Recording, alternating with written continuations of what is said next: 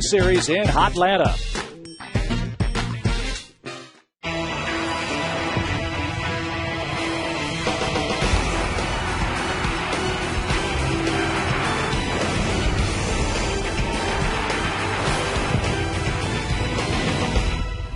It is a beautiful night in Braves country and a nice crowd gathering on a spectacular Friday night for baseball. And all year long, Braves baseball on Sports South is presented by Academy Sports and Outdoors, the right stuff, and the low price. Maybe tonight will be the night for the Braves to snap their 9-game losing streak.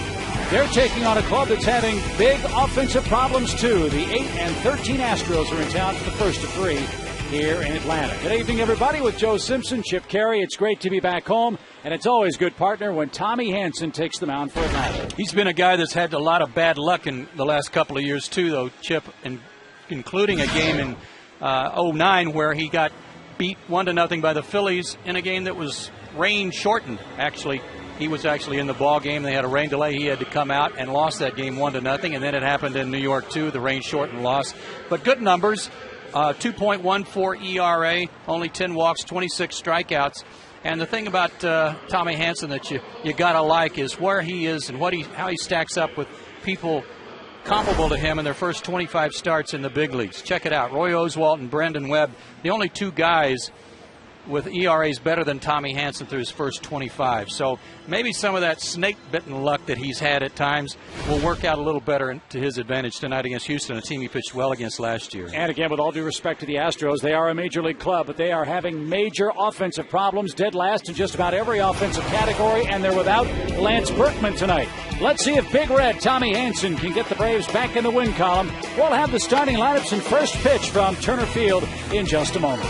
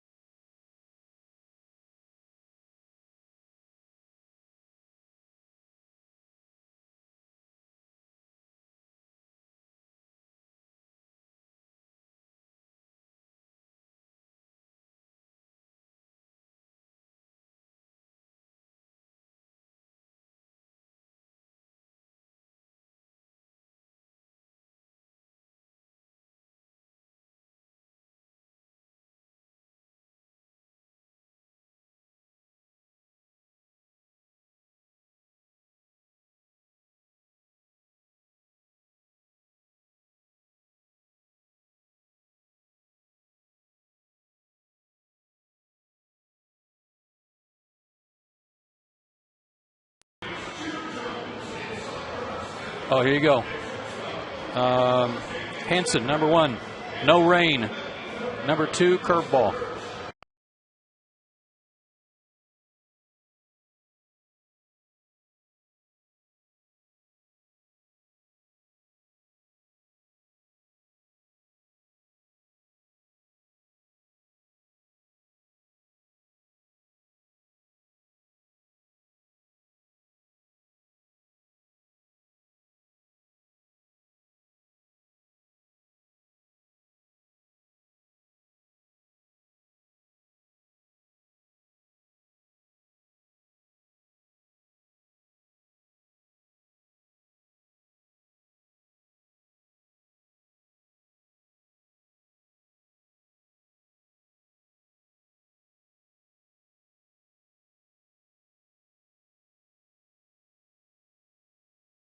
At Turner Field, Friday night Braves baseball on Sports South is being presented by Blimpie. Let's get right to it. The Astros 8-13 on the year.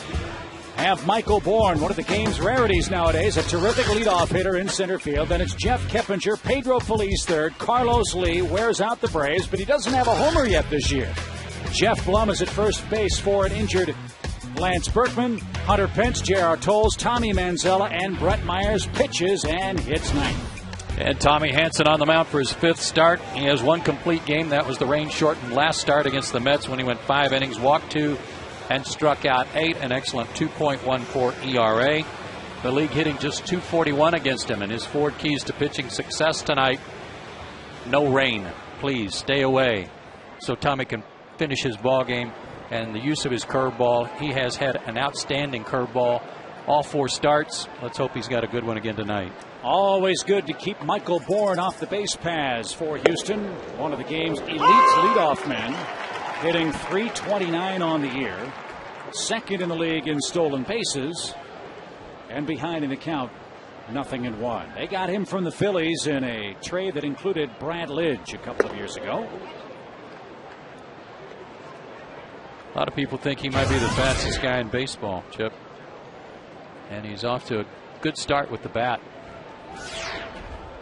One of the few for Houston that can say that. And Tommy jumps ahead, 1 ball, 2 strikes. Astros 13th in the league in average, last in runs, last in homers, last in walks. And not surprisingly, last in the National League Central. Ground ball, foul past first. Yeah, when you become a new manager, or a manager for the first time like Brad Mills is for the Houston Astros, you can't wait to get that first win under your belt, so you crack open a little champagne to celebrate. They went 0 for their first 8. It took a while. Yes. I wonder if he ever lost 8 in a row as Terry Francona's bench coach with the Red Sox. I doubt it. But they've played better since. They're 8-5 since that 0-8 start. And Bourne down on strikes. Good pitch from Hanson, blew him away. And the Stros leadoff man is out number 1. It was just a downright crying shame that the rains came in New York, the way Tommy was pitching it. And the run he gave up was an unearned run in the first inning. But he was mowing them down and unfortunately couldn't finish because of the weather. So that'll bring up Atlanta's Jeff Keppinger out of Parkview High School and the University of Georgia. .295 his average. No homers, 8 driven in. Astros got him in a deal from Cincinnati in spring training last year.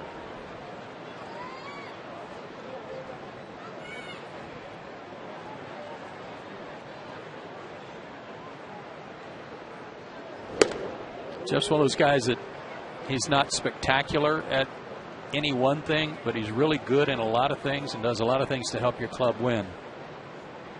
He's a tough cookie. 2 balls, no strikes. Adrian Johnson bellowing the balls and strikes today. And the count now 2-1.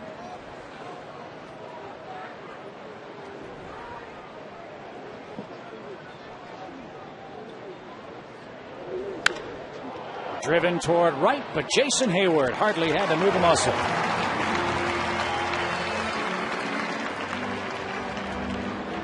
Boy, nice to see Tommy getting outs early in the count, too. That was a real problem for him against the Phillies the last time he pitched in this park. Yeah, remember, he was trying to be real careful with their lineup, as you would expect any pitcher to be with the Phillies lineup. And as a result, he was up right at 100 pitches by the 4th or 5th inning. Really cost him, but he can be more aggressive tonight, that's for sure. Pedro Feliz, speaking of the Phillies, the former Philadelphia third baseman, now with Houston. Has a home run. He's knocked in 10 and bats third in this different lineup for Brad Mills. A lineup that is without Lance Berkman. And out of play quickly, 0-2. Needless to say, when you're struggling offensively like the Astros are, you can ill afford to have Berkman not play. But he started the year on the disabled list too, so he wasn't in there for the first several games they had. He was coming back from knee surgery and last night tweaked a groin muscle. And so the Astros playing it safe with him. They got into town around 3 o'clock this morning. Fly ball, shallow left. Who's going to make this grab? It'll be the Braves shortstop Omar Infante, and Tommy Hanson. A very easy first inning. 13 pitches sets down Houston.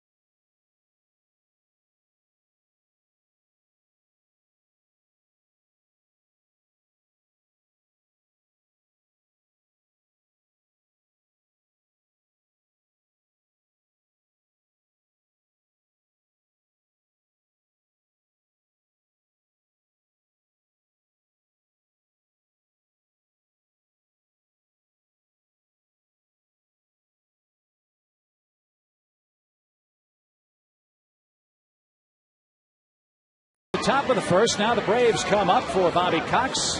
Atlanta 8-14, losers of 9 straight. Here's the Jaguars starting lineup with Nate McLouth leading off. Martin Prado bats and plays second. Chipper Jones wears out Brett Myers.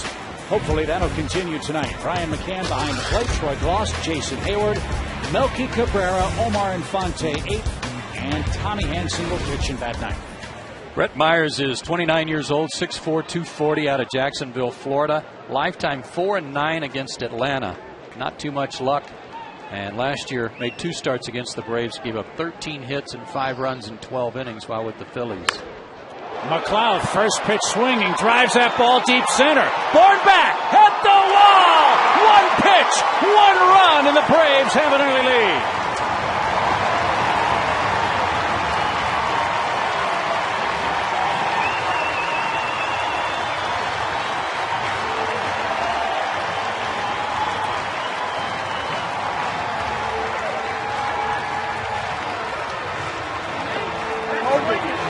I don't think there'll be too much silent treatment going on now. Everybody's fired up about that, and they needed something to fire them up, light a torch under their offense. Remember, Jason Hayward in St. Louis yesterday snapped a 267 team streak without a home run. And now Nate McLouth unloads, and it's 1-0 for Martin Prado. And he smacks that ball into center field. 2 pitches, 2 hits. I like the pace. Brett Myers last year pitched against the Braves on opening day, and the Braves hit 3 home runs off of him. This ball was up and away from him too, Chip. Good extension for Nate. To straightaway center too. So he's got his second homer, and it gives the Braves an early lead. Boy, it seems like forever since the Braves had a crooked number on the board in the first inning. Maybe they can do that here with Chipper Jones in the box. 1 ball, no strikes. 4 keys to success for Brett Myers. Number 1, he's got to shake the demons here against the Braves and in this ballpark with a 5.25 ERA. And Chipper Jones and Brian McCann have done a ton of damage against him in their career. A combined 5 homers and hitting somewhere around 355 together.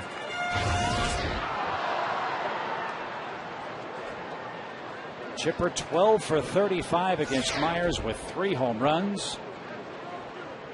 Ahead in the count 2-0. Remember, Myers wasn't scheduled to start this game. It was Wandy Rodriguez, the left-hander, who was scratched tonight with back spasms. They're hopeful that he can go tomorrow. In fact, you heard Fred and Brian and Kenny Albert, who will call the game tomorrow, say that I think Wandy will be good to go. Chipper, a 4-pitch walk. 2 on, 1 in, and nobody out.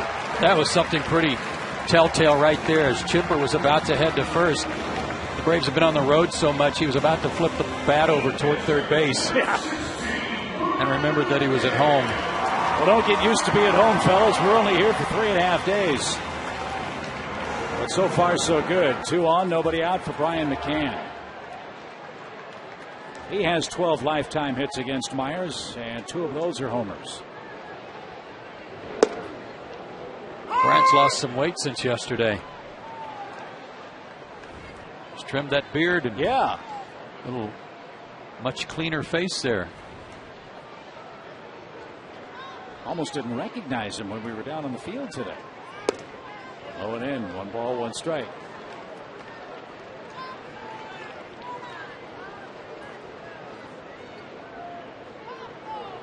Nate McLeod hits the first pitch of the night over the center field fence.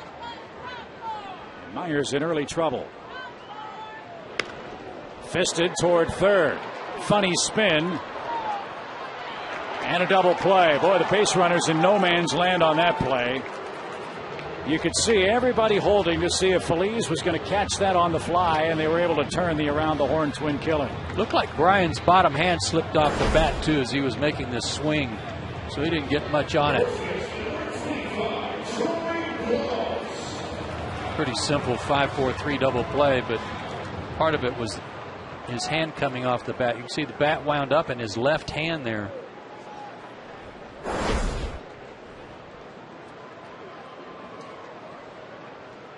Here's Troy Gloss. He's hitting 200, a couple of homers, 9 knocked in.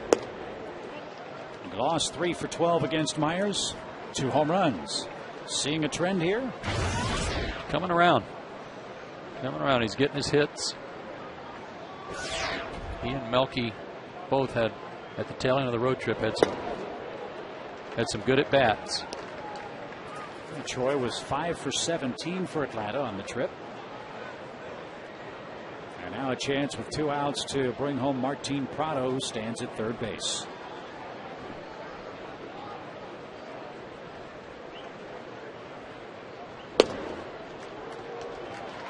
That home run by McLeod, the first leadoff homer for the Braves this year, and only the second RBI total out of the leadoff spot.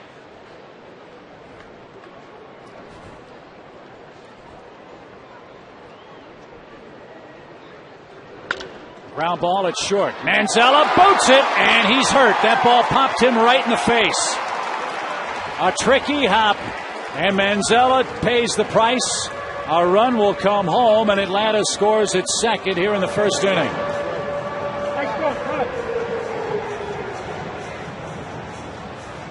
Face or throat? I don't know, but he's in some real pain, and I'm thinking the throat.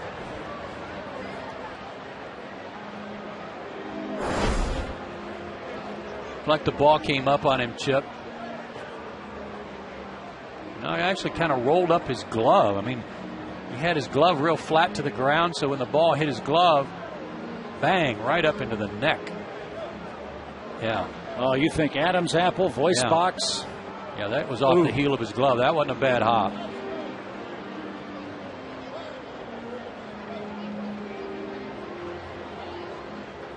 Boy, that is a dangerous play. Scary. Really scary.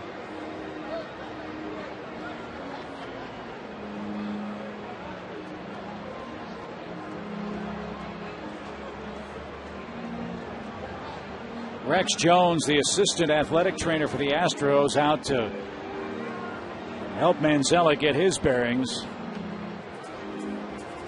Brad Mills alongside, too. That ball was really ticketed towards short. Smoked. And I want to say, too, that when we came out of the dugout today to go over by the batting cage to watch some batting practice, I'm not sure I've seen this field look better. While the team was gone, Ed Mangan and his crew have really contoured this field beautifully. It is in outstanding shape.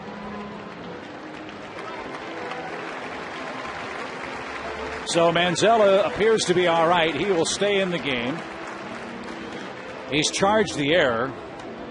And Atlanta, at long last, partner, does have a multi-run first inning. It's good on a lot of fronts. Obviously, getting some runs early is something they haven't been doing when you look at that graphic, but gives Tommy Hanson some breathing room, gives the offense a little confidence. You're already down to the 6th batter in the lineup. Turn the lineup over a little quicker. So all that's just wonderful to get started here on this brief homestand. Boy, look at the red welt that Manzella sports on the throat. Glad he's okay. Oh, man. So Gloss at first, Hayward in the batter's box. A team high 5 homers and 17 knocked in. First time we've seen a shift put on for Jason this year. Shortstop is almost right behind the bag, Manzella, and Felice way over toward the shortstop position, as you see. Kind of surprises me. I mean, he's hit the ball down the third base line a time or two, hasn't he? Yeah, including a game winner. Hello. And Felice, the third baseman's looking in the dugout like, are we sticking with this? We sure? 1 ball, 2 strikes. Pedro's a good fielding third baseman.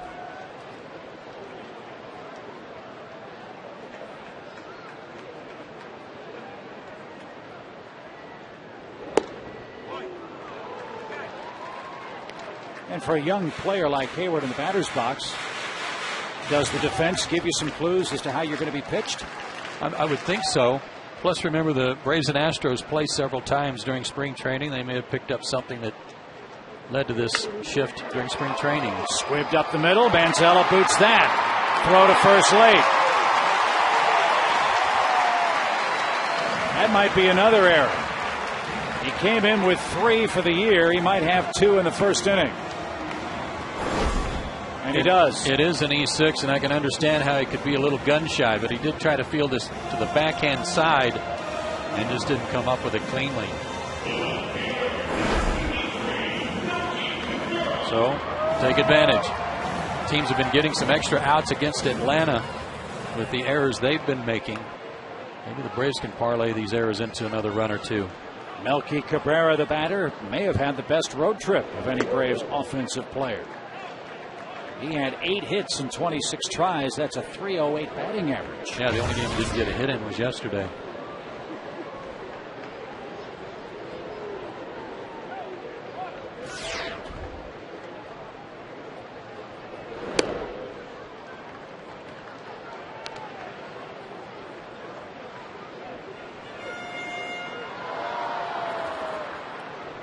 Big hit here to take advantage of those errors would be awfully sweet.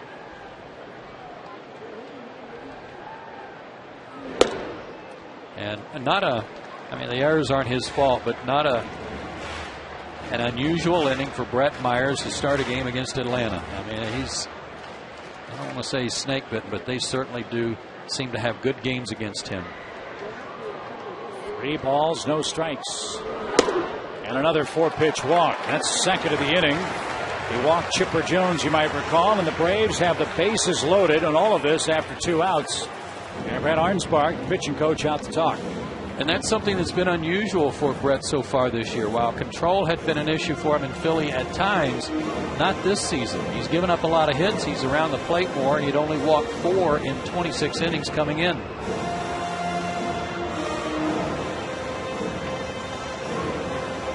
Made the opening day start for the Phillies last season against Atlanta. Brian McCann tagged him.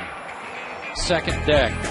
Jeff Francoeur got off to a good start with a homer on opening day. And remember this guy, Jordan Schaefer, his first big league at bat. See ya. Braves won it 4-1. Now they've got Omar Infante, the Braves' 8th place hitter in the box with 2 in, 3 on, and 2 out.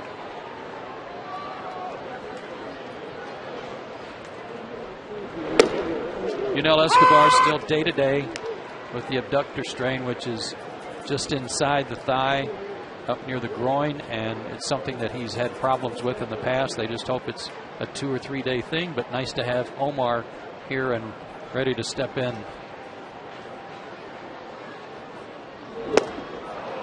Nasty pitch has Omar down 2 strikes.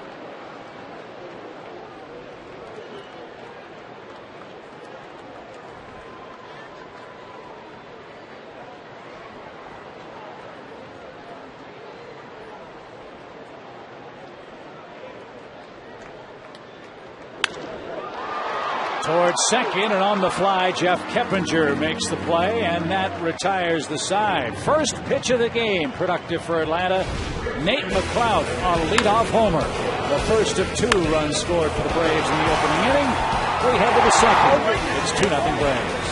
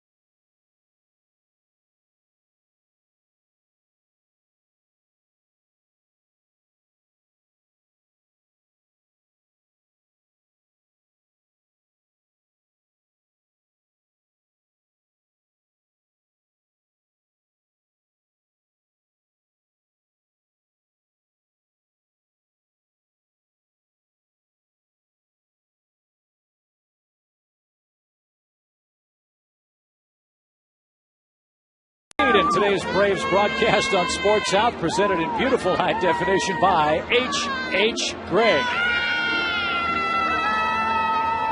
There's no relish.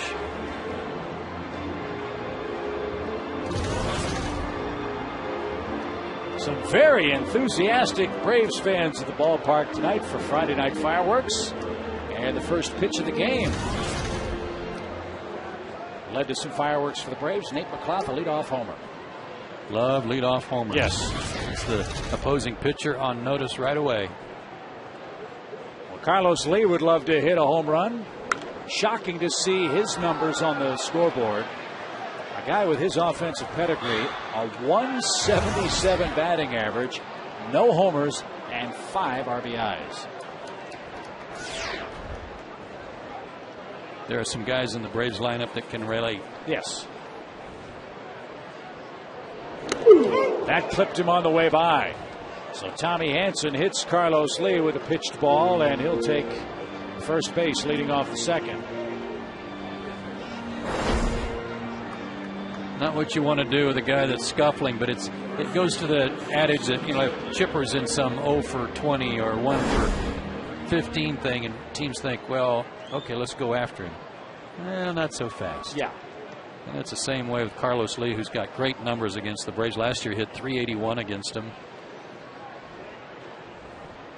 And now the tying run at the plate in the form of Houston's hottest hitter. That's Jeff Blum. All he's done is hit safely in 9 of 10.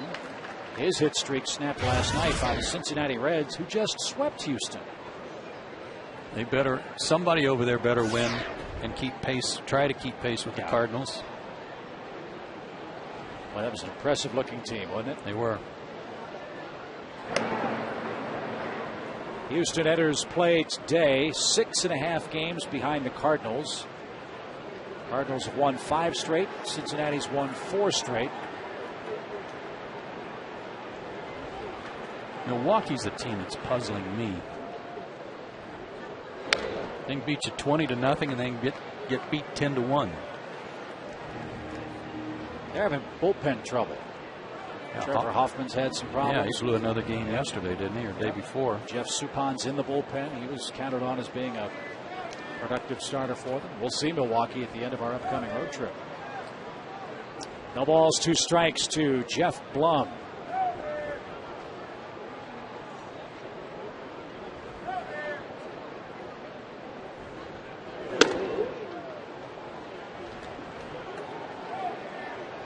Nothing wrong with Tommy's fastball. from the first start of the year when we saw him throwing 97 and 98, something we had not seen him do, to right now. He's airing it out.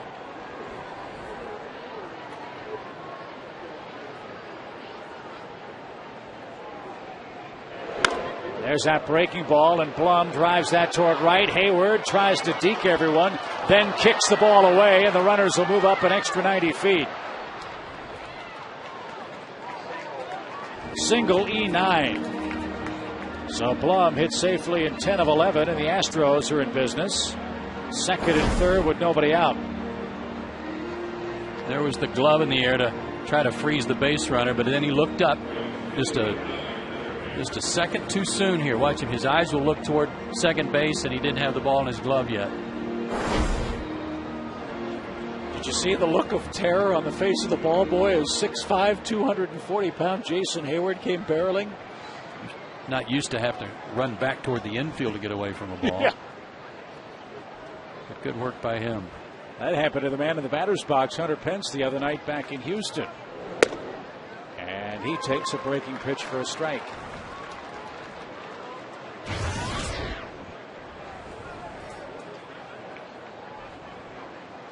Braves are having trouble hanging on to the baseball. 22 errors for the Braves so far this year. Last in the league in defense. Line foul. Pence protecting the plate, now 0-2. 12 errors in their last 9 games, including tonight. They made 10 in the first 14 games. Fortunately for Atlanta, their pitchers have been able to pitch around a lot of those mistakes. Only 9 unearned runs have come across. Yeah, that's remarkable.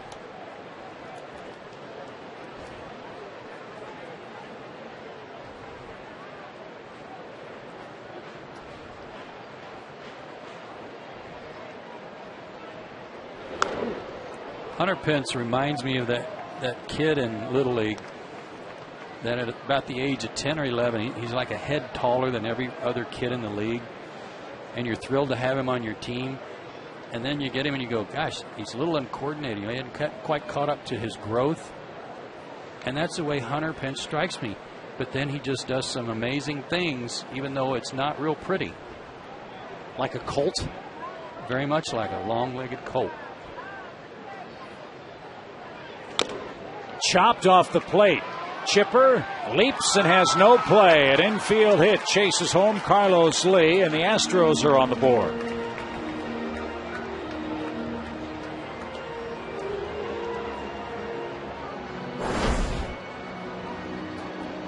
Couldn't have done a better job if he had thrown the ball off the plate. Chipper was trying to get himself in a good position to throw if he thought he had a play, but none, because Hunter Pence runs well. I feel your pain, pal. 2-1, first and third with nobody out. Here's J.R. Tolles, the catcher. Astros looking for a little help behind the plate. They haven't gotten much production from Tolles or Humberto Quintero. I'm glad Tolles is catching. Yeah. Me too. Tolles hitting a cool 205, but a real good story. A 20th round pick that's made it to the big leagues for Houston.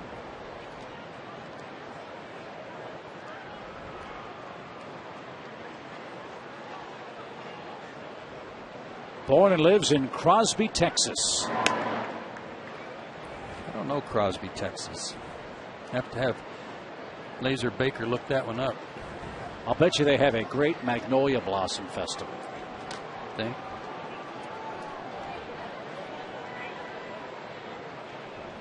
No balls and a strike. 2-1 game.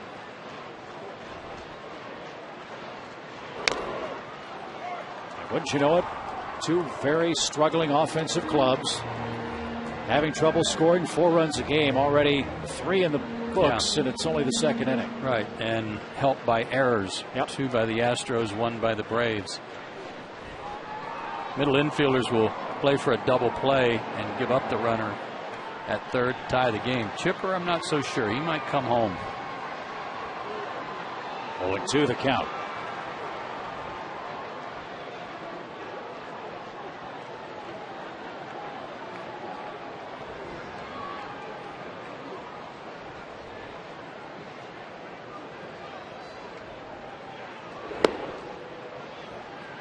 When you look at a lot of the offensive rankings in the National League, let's just say this: these are not good numbers, and these are not good numbers. You'd like to move up the charts just a bit.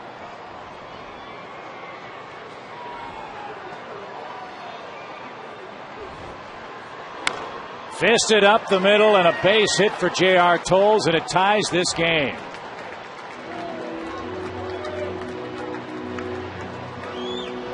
Three straight hits after a hit batsman ties it up for Houston. Penn stops at second. J.R. Tolles' first RBI of the year. So maybe the Houston Astros came to town thinking the same thing the Atlanta Braves were thinking. Hey, maybe we can get well. Crosby, Texas, population 1,964. Just north of Barrett and northeast of Sheldon, Texas. That does a lot for us. Thanks, Dave.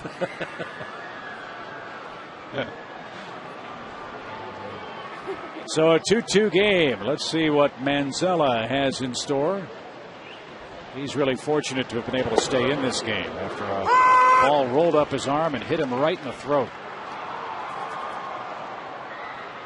Pride of Tulane University.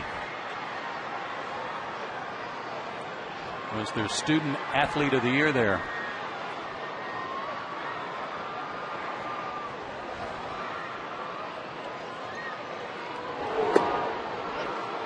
And the immediate comparison that Astros fans make anytime they have a young shortstop is Adam Everett. Slick fielder, not much of a bat yet. Manzella hitting .236.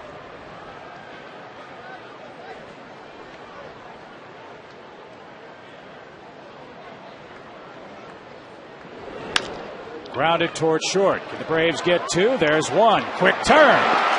Got it.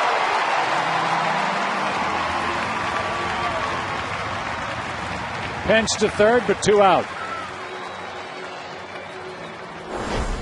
What Omar Infante might lack in range compared to Yunel Escobar, he certainly makes up for in good hands, and a good feed there to Martin to help him get rid of that ball quickly. Nice stretch by Gloss, too, to finish off the play as Manzella busting down the line. Now Myers hits with a runner at third. He's 1 for 8 at the plate with 5 strikeouts this year.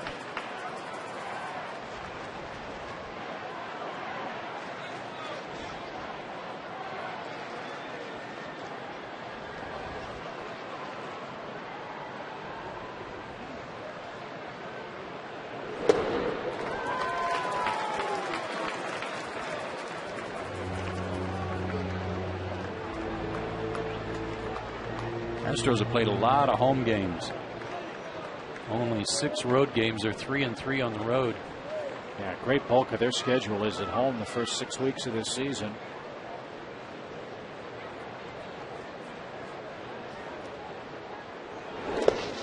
And Myers could not check his swing. McCann will apply the tag, and that will retire the side. 3 singles, a hit batsman, and an error ties things up. And who would have thunk it? 2-2 after 2 in Atlanta.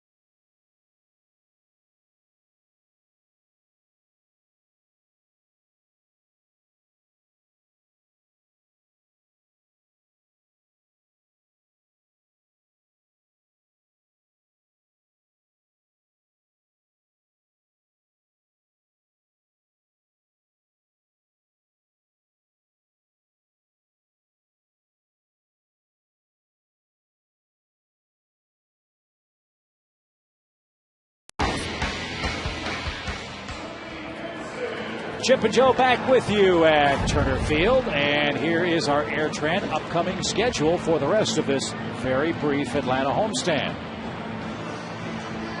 Wandy Rodriguez still a question mark for tomorrow. They're hoping that his back spasms calm down, or he'll be allowed to pitch tomorrow. Bud Norris going for the Astros Sunday against Derek Lowe. He's leaning on old Bud, what Houston keeps saying.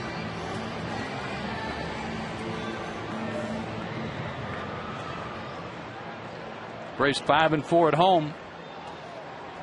So if you're always looking for that silver lining, getting off that horrible road trip, they have a winning record here. Tommy Hanson takes matters into his own hands, leading off the second.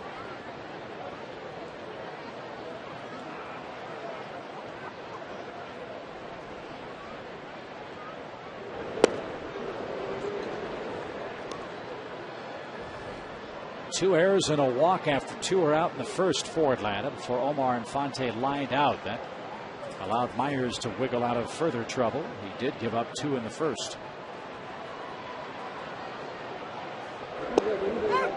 And a called third strike. First punch out of the game for Myers, who cracked the 1,000 strikeout mark at his last start against the Pittsburgh Pirates. Yeah, racked up the hard-hitting Charlie Morton. And if you've ever dreamed of having on-field access for Braves batting practice, well, the VIP Batting Practice Field Pass is not only a great experience for you and your family, but also a unique way of entertaining clients or rewarding employees. For more details, visit Braves.com.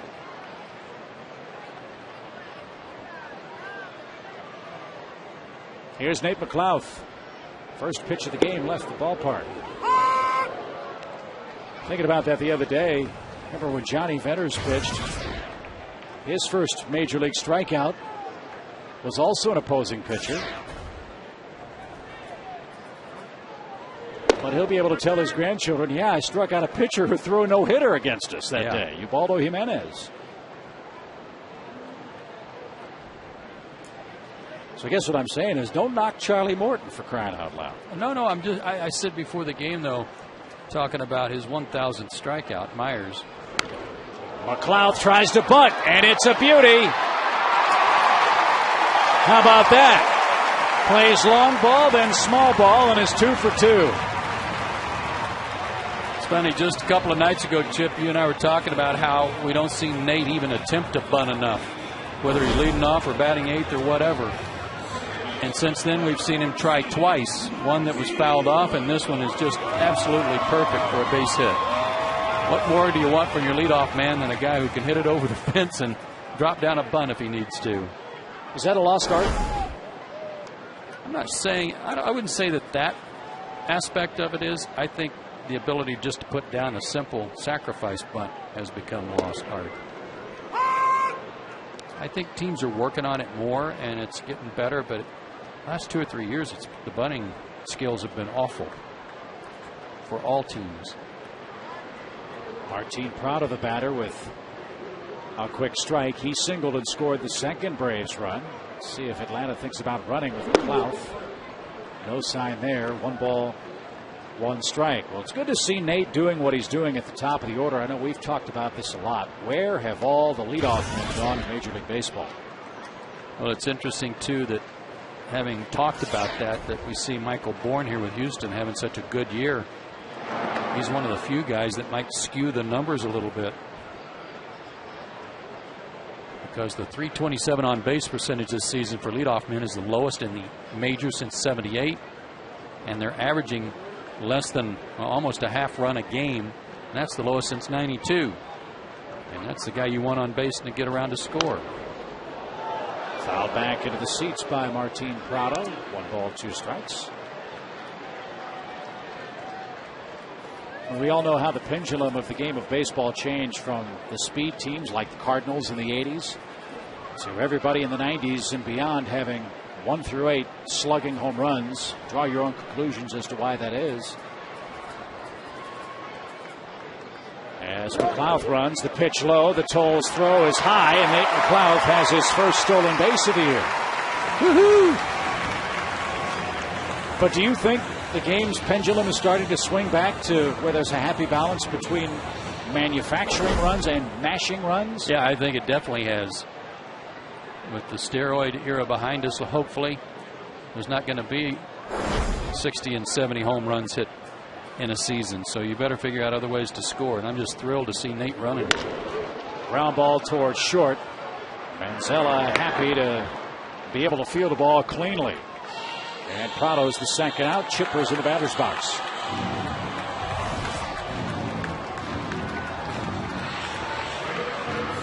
Chipper walked on 4 pitches, his first and only time up.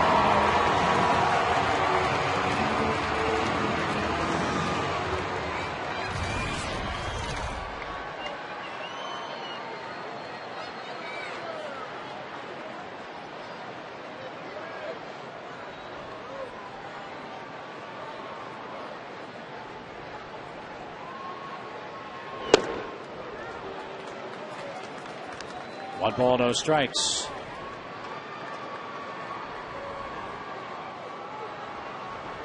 Here's our Academy Sports and Outdoors leaderboard. Switch hitters all time. Sparkman, of course, with the Astros, but not playing tonight. Oh, good breaking ball. Brett Myers was a #1 pick by the Phillies back in 1999 out of Jacksonville, Florida. He was an amateur boxer up until the time he was 13 years old. So think twice before you charge the mound. Downstairs, ball 2. 2 balls and a strike.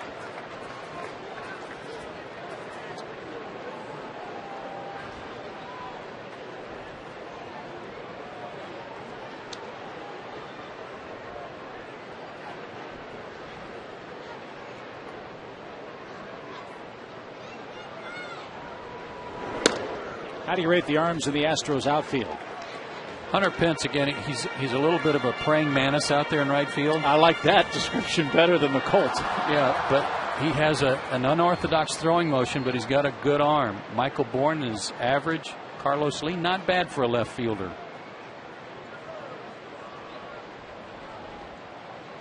Three balls and a strike. Grounded foul past first. It's a full count.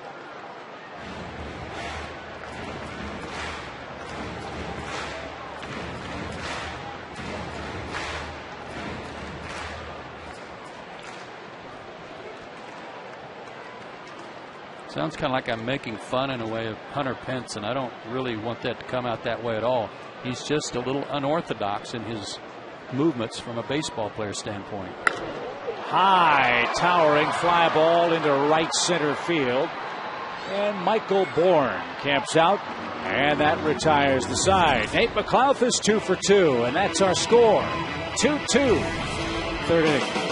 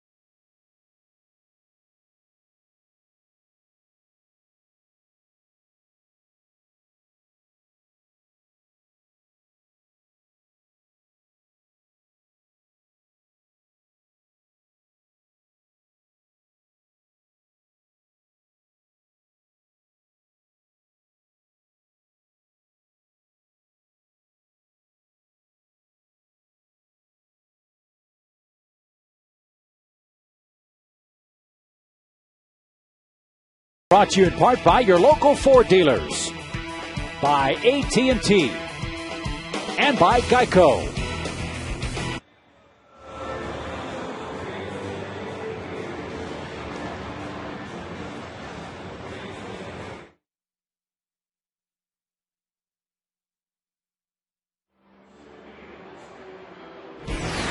The Atlanta Braves on Sports South are brought to you in part by your local Ford dealers, by AT&T, and by Geico. Braves are hoping to see the sun set on a 9-game losing streak. Good ball game so far, 2-2 after 2.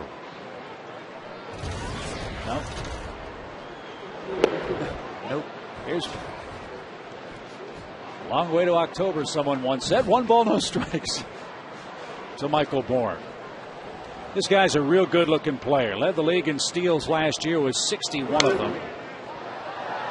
And only one other Astros done that. That's Craig Biggio. That kind of surprises me. That's what the note said. Yeah.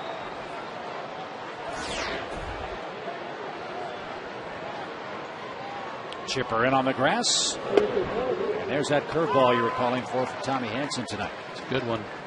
Brett Myers has had a pretty good one, too.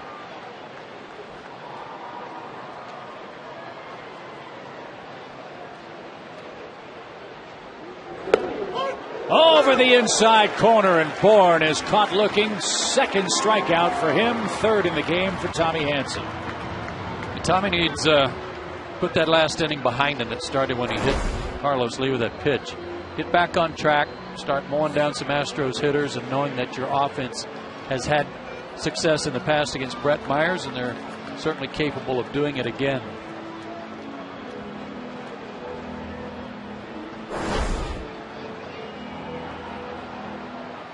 The 29th strikeout of the year for Hanson.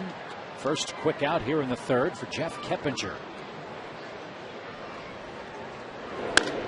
And he hits a bolt toward short. Infante with a backhanded stab. Good play, 2 out. Quick outs. And again, a sure-handed play by Omar.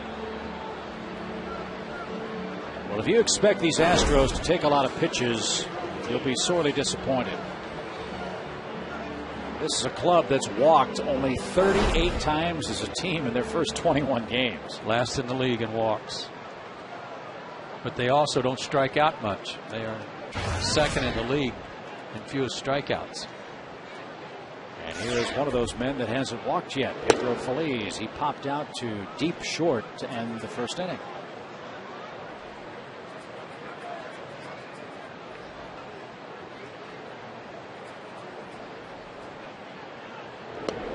If you're wondering about his number, which is a little odd, Pedro wore 7 when he played in San Francisco. He wore 7 when he played in Philadelphia. They've retired that number 7 in Houston. Mr. Biggio holds that number. Oh, was he a great player or what? Fun to watch, wasn't he? Oh, man. One of those guys worth the price of admission. Not the same seeing Houston come to town without him in the lineup. Well, the killer bees, Biggio and Bagwell, as that ball popped up. Drifting out is Prado. On comes McLeod. He takes over in center. And Tommy has an easy 1-2-3 third inning.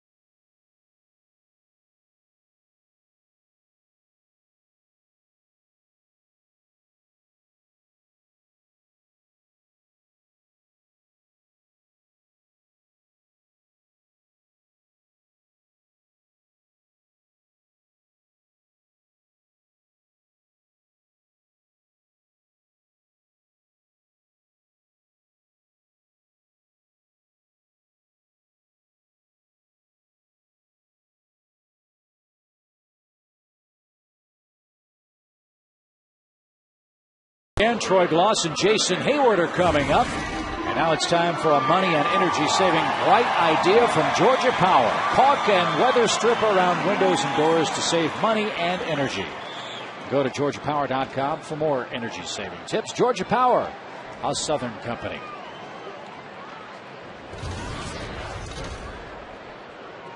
Bryan wrapped into a double play in the first inning of play and took a very odd swing. Bottom hand came off the bat, left it all hanging in his left hand, and that's hard to control.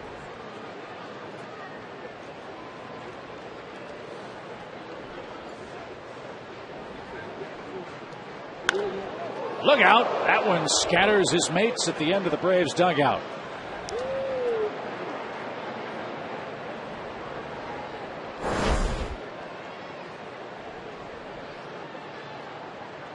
Yowza. Little ricochet rabbit in there.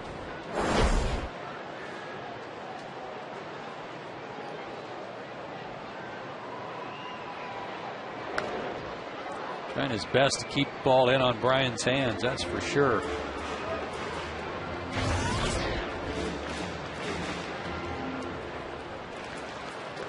Tied for 6th in the league in walks. He's got 16 walks himself. And 3 of those intentional. He has not seen many pitches here in the first month of this season. And this is the final day of April, a month that I'm sure the Braves are very happy to turn the page. No question.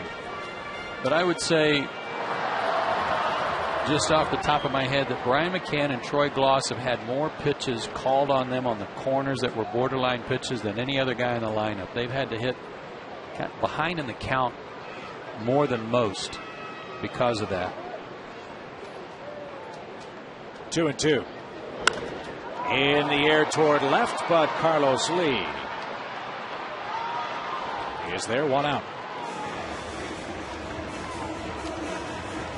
And speaking of Troy Gloss, here he is. He reached on the error by Tommy Manzella. A sharp ground ball that rolled up his arm, hit the shortstop in the throat. Gloss reached. Prado scored the second. Final run of the night for Atlanta.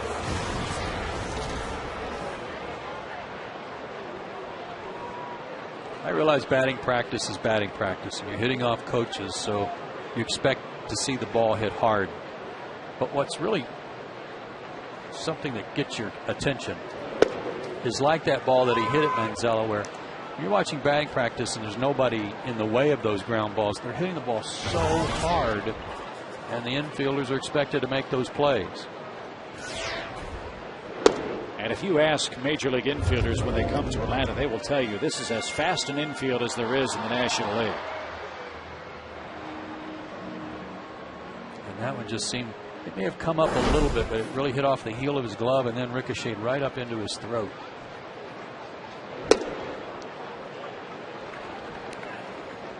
And it's not even the heat of summertime yet. Once that Georgia clay gets baked in, that grass gets cut down. That is a very quick infield.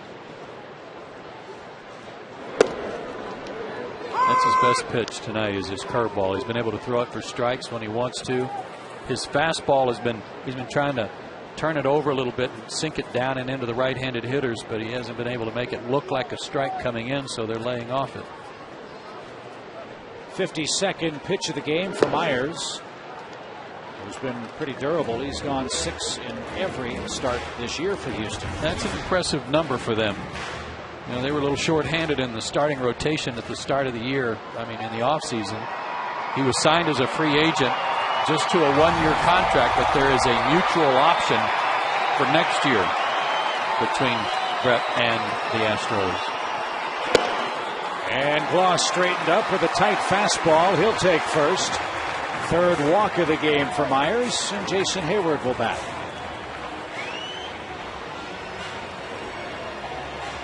All season long, Braves baseball on Sports South is presented by Academy Sports and Outdoors. The right stuff, the low price.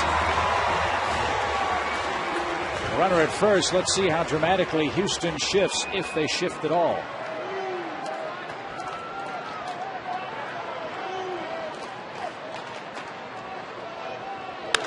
Fly ball hammered center field deep. Born back. That's a goner.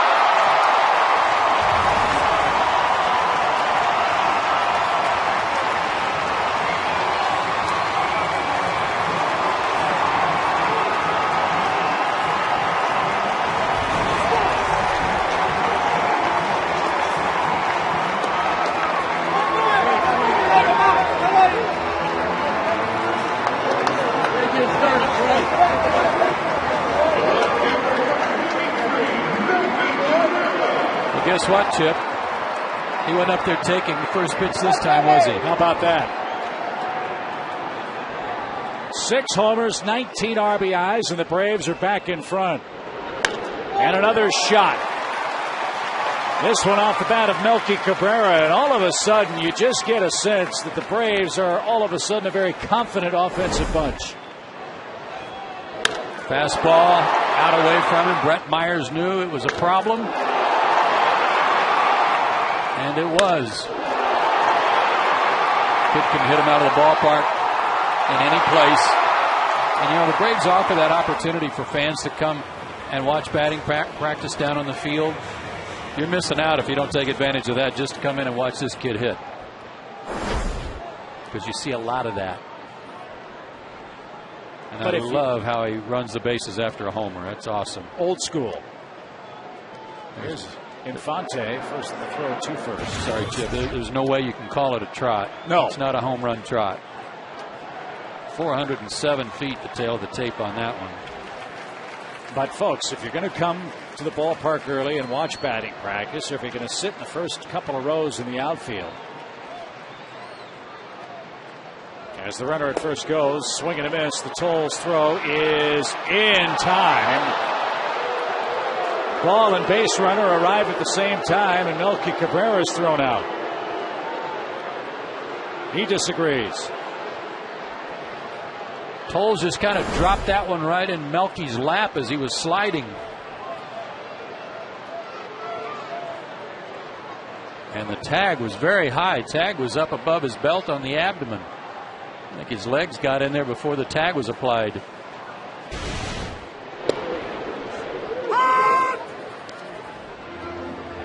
Tough break for Cabrera. Good to see him going, too. Second man thrown out by J.R. Toles this year. Now an 0-2 count to Omar Infante. But, folks, if you're coming to the ballpark and you get a chance to catch the ball, look at this guy's reaction. Oh! Heartbreak. But how about the guy in the Astros shirt, gator arming over there? Yeah. Oh. Bless his heart. So bring your gloves, folks. Oh, I'm getting a text here. It's from Uncle Charlie who says you're a dork.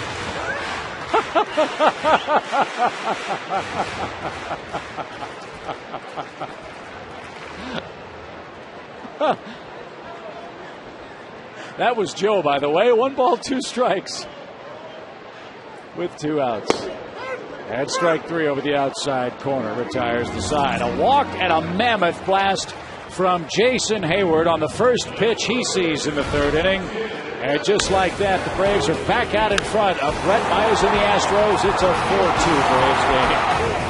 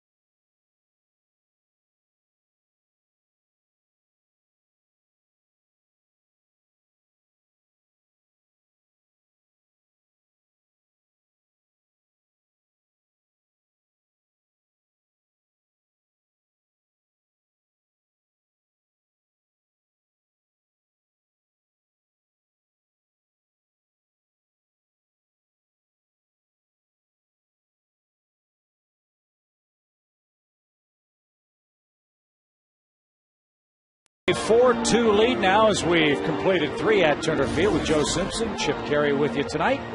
Let's check out what else is going on around the National League. Very big night in the East as the Braves try to snap their long 9-game losing streak and pick up some ground, and there's a chance that could happen tonight. As we look at the scores, the Mets over the Phillies, that's 4-1 in the bottom of the 5th inning. Jonathan Neese pitching for the Mets, who've gotten absolutely great starting pitching this year. David Wright and Jeff Francoeur have homered, and the Nationals are leading the Marlins 5-0. Washington is 2 games over 500 and beating Ricky Nolasco tonight. Playing good baseball. First stop for Atlanta on the next road trip. Carlos Lee smacks that right back where it came from. Braves have 4 runs tonight in the first 3 innings. The last time they scored as many as 5 runs was April 16th, the first game of the Rockies series, when they beat them 9-5. It's been a while. Yeah. So let's hope that this is a precursor to a few more runs tonight. They'll need a few more than 4 the way this one's shaping up as Jeff Blum stands in. He singled, advanced on an error, and scored on J.R. Tolles' run-scoring hit. Again, Lance Berkman out of the lineup tonight. No problems with his knee, Brad Mills told me before the game, but strained a groin last night. Late night of travel and a day game tomorrow. They thought better to rest Berkman tonight. He could be able to go for game 2 of the series and might be able to pinch hit tonight if needed. High fly ball, shallow left. Melky coming on, Infante going out. 1 out. Boy, Omar's been aggressive tracking down those pop flies early. And it's a good thing he has been. Blum got a base hit on a kind of a hanging breaking ball last time up. Good to see Tommy come back with it, not shy away from using it against him in that at bat. It worked. So here's the praying mantis, Hunter Pence. This kid is a really exciting, fun-loving young player. And a second-round pick of the Astros in 2004. They have not had many high draft picks get to the big leagues. In fact, only 1 player in their last 11 drafts drafted in the first round has played the big leagues for them. Is that right? Yeah. They have really struggled in the draft.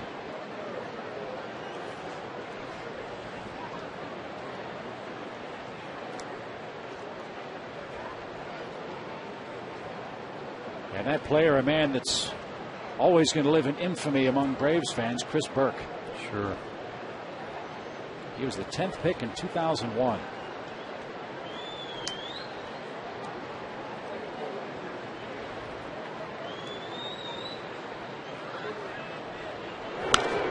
Out of play, foul by Pence. Strike 1. Braves couldn't figure out a way to get this guy out last year. He was 10 for 20 against Braves pitchers last season. Well, he may be one of the most anonymous all-stars in the game. Well, he does a lot of things well. Like I said, he just does them in a very unorthodox looking fashion. It's not real pretty, but he's got a style certainly unique to him.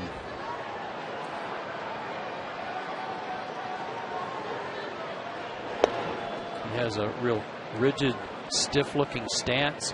When he swings, he doesn't, even when he makes contact, it doesn't look like a full follow-through. It's almost like that 10-year-old little leaguer I was talking about that just wants to make sure he hits the ball and his bat kind of stops sometimes. 25 homers, 72 RBIs last year, and a berth in the All-Star game for Hunter Pence. And down and in, 2 balls and a strike.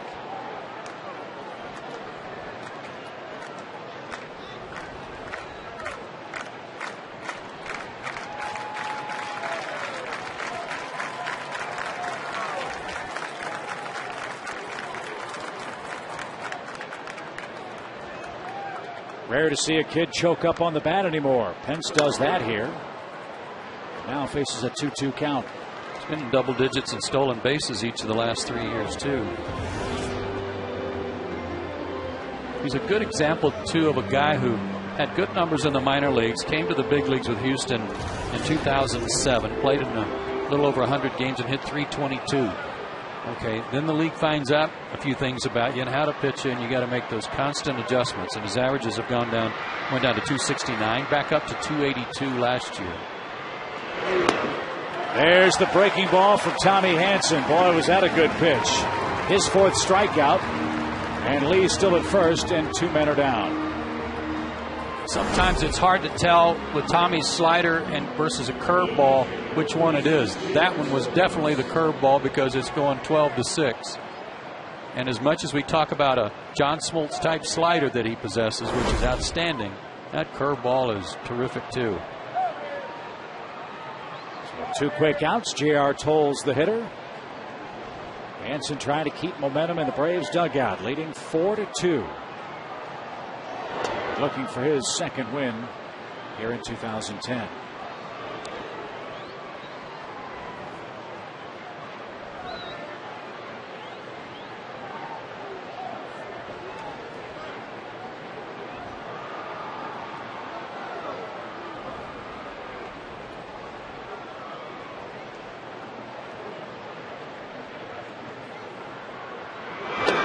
Did we ever find out if they have a Magnolia Festival in Toll's hometown? No, I hadn't heard. In Crosby, Texas. Where's it between, Dave? It's between Bennett and Shelton.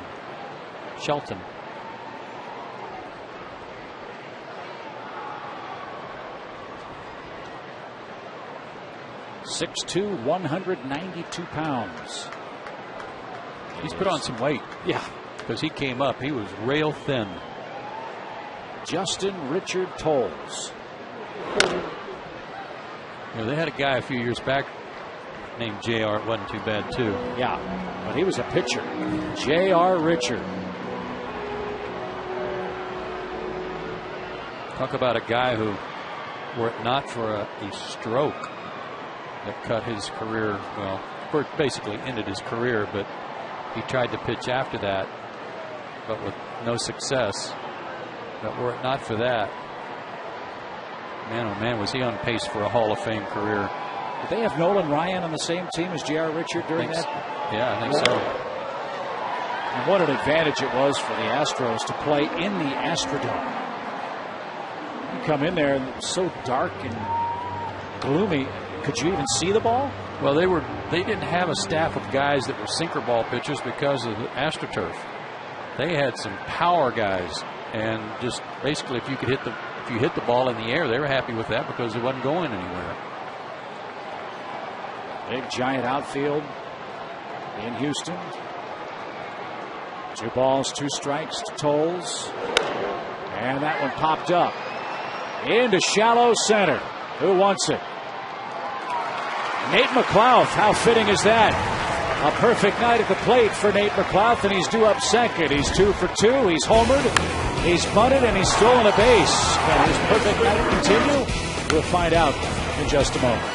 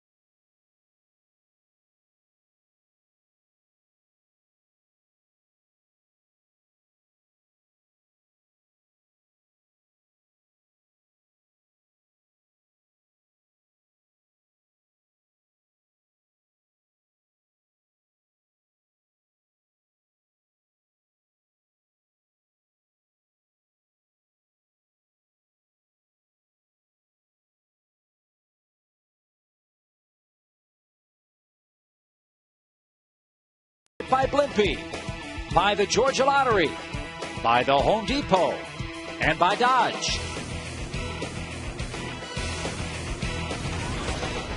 Here we go, bottom of the fourth inning, and happy totals so far. 4-2, the Braves are in front. A pair of home runs tonight. Nate McLouth and Jason Hayward have touched up Brett Myers. And now Tommy Henson, a grounder to start things off.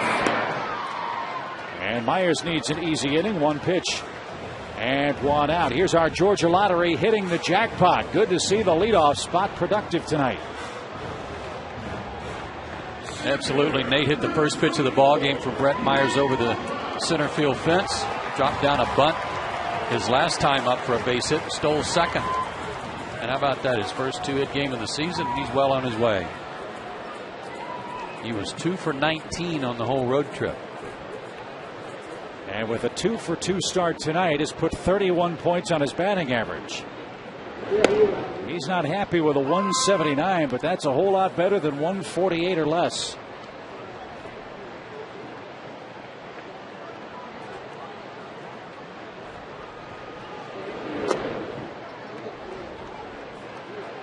And we made the point yesterday, look, I don't know that the Braves are going to score 5-6 runs a game. But you look at the back of the baseball cards for a lot of these guys that are struggling, you know offensively that this group is going to get better. They have to.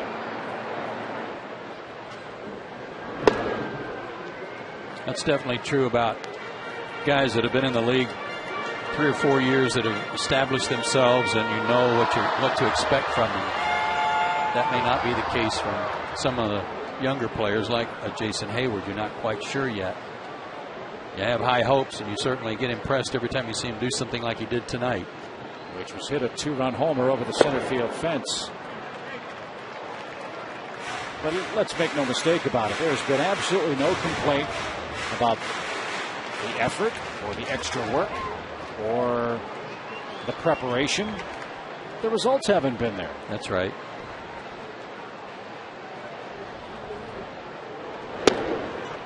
And McLeod's perfect night continues indeed. He's on for the third straight time. It's 4 walks for Myers, and he'd only walked 4 in his first 4 starts.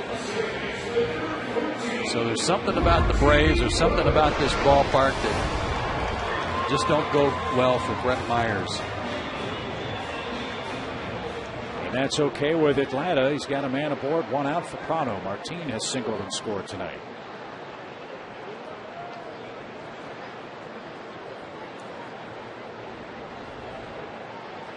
How quickly will McLouth go? Stumbled a bit as he made his break from first. And another good breaking ball from Myers that had Martin fishing.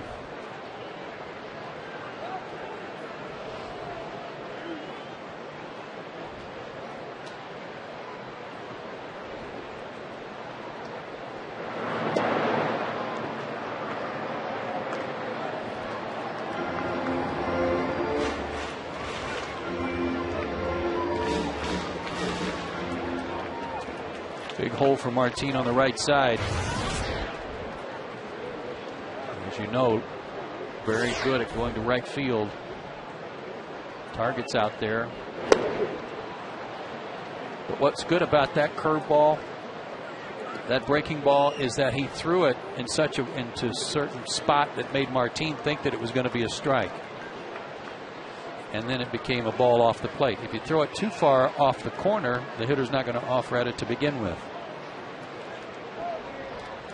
Let's see if Myers tries to expand the strike zone with an 0-2 count.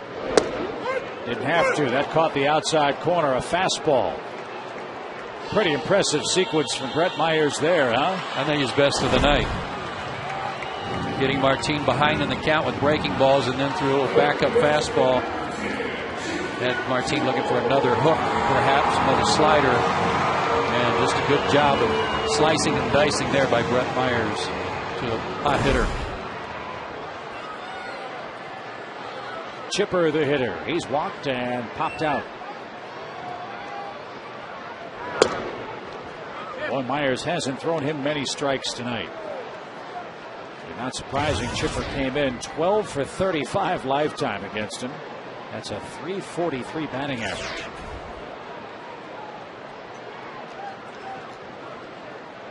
Runner goes. Pitch a ball. The throw is in time. J.R. Tolles is having himself a night behind the plate. He'd thrown out only one man all year. He's gunned down Cabrera. He's gunned down McLouth.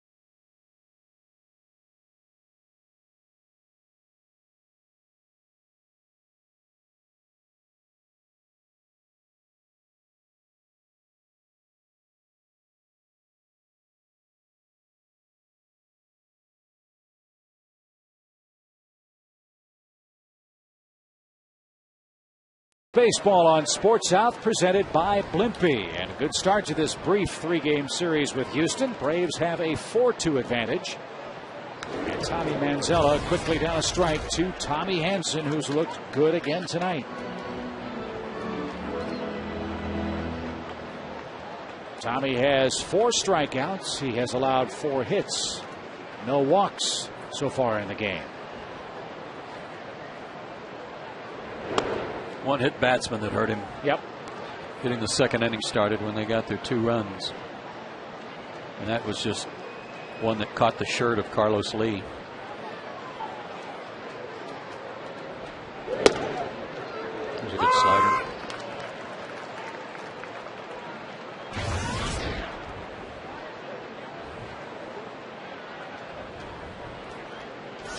Is that a welt on Manzella's neck? I wouldn't be surprised. Remember how red that was?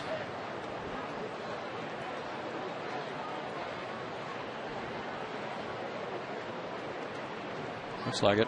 Wow. Boy, did he get lucky. 2-2 pitch down the right field line, and that'll bounce into the seats foul. The Braves come home for just these 3 games. The Astros were at home for 10 days. They're just on the road for 3 days here in Atlanta and go home for another week. And then they don't play at home again for the rest of the year. Strike 3 over the outside corner retires Manzella. Brett Myers will hit. That's what's so disappointing for Houston. All these home games, and they're 5-10 at Minute Maid Park. You would think that with all those right-handed thumpers they have in their lineup, they would feast in their home park. Hasn't worked out that way for Brad Mills. That's what's so unusual about the fact that they've only hit 9 home runs as a team. Shocking in that ballpark. Here's Myers, and he takes strike 1. 22 of their first 31 games for the Astros in their home park. Boy, you better play well, and so far they haven't.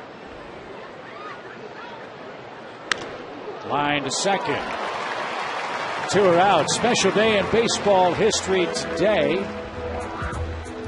Hard to believe, April 30th, it was the day that Lou Gehrig's consecutive games played streak came to an end with the Yankees. Of course, Gehrig in the Hall of Fame, his famous July 4th speech. Luckiest man on the face of the earth. Record since broken by Cal Ripken Jr. I've seen those swings before on tape, but there's something I just noticed that maybe we can run that video again just for those swings. And what I noticed was how his head did not move. It's so still. Watch his head, how still everything turns around his core, but his head stayed still, and he is right on the ball. And if memory serves, Lou Gehrig was not a gigantic man. I mean, he may have been 6 feet tall, yeah, 6'1". 6 feet, about 215. And all that power. He looked bigger because of those big old bloomery uniforms. But 2,130 games for Gehrig. And to tell you how dramatically times have changed in Major League Baseball, do you know who the current consecutive games played leader in baseball is? No. Prince Fielder has played 207 games in a row. He's the current leader. Robinson Cano second with 111. Evan Longoria 110 is third, and Jose Lopez is 80 with 85 is fourth. I want to talk to the trainer in Baltimore and ask him about Cal Ripken Jr. and how many days he came to the ballpark with a bad oblique, a bad hamstring, intercostal muscle, sore neck, but still play. Tommy Hanson is carving up Michael Bourne. The Astros leadoff hitter has struck out 3 times. And we head to the bottom of the 5th.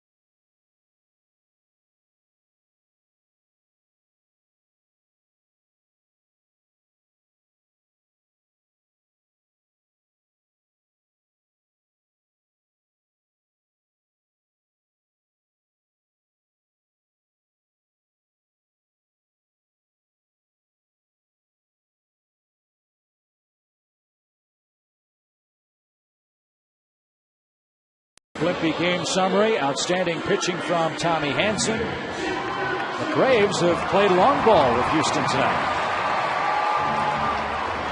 Something that was drastically missing from their arsenal, the long ball.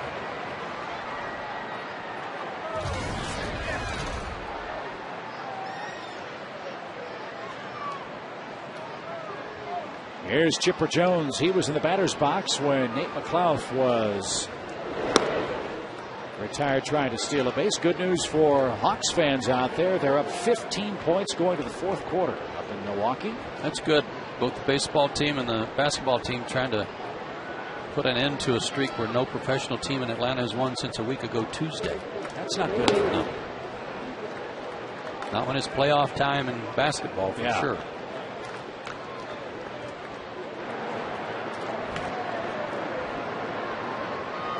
Two balls, no strikes. to Chipper Jones. Brian McCann, Troy Gloss to follow here in the 5th.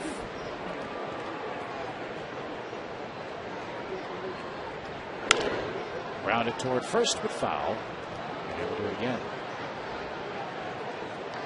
Maybe the most surprising team in the National League has to be the Mets. They've won 9 of their last 10, 7 in a row, and they're winning in Philadelphia 5-1. Phillies looking at that series as a chance to move past New York for first place in the division. And Chipper inside outs that ball to deep left. Lee to the warning track. 1 out. Ball jumped off his bat. Back to the Mets, though. Good pitching. Guys stepping up and doing a good job, especially guys like Neese, Jonathan Neese, and of course Pelfrey's leading the league in ERA. We already knew that Santana was tough on any given day. Yeah, the Mets with a 3.06 ERA, good for 4th in the league. That was a big question mark for them. Who would follow Johan Santana? Here's McCann. Ryan jumps on the first pitch, and a nifty stop by Keppinger to rob him of a hit. Good play at second for Jeff Keppinger. See, this play goes back a long way. I know that Jeff Keppinger's older than Brian McCann, but the rivalry, Parkview and Duluth, they're just not going to let anything get by him. Nice play by Keppinger, who's drawn certainly the admiration of his teammates since coming over from Cincinnati with the way he plays.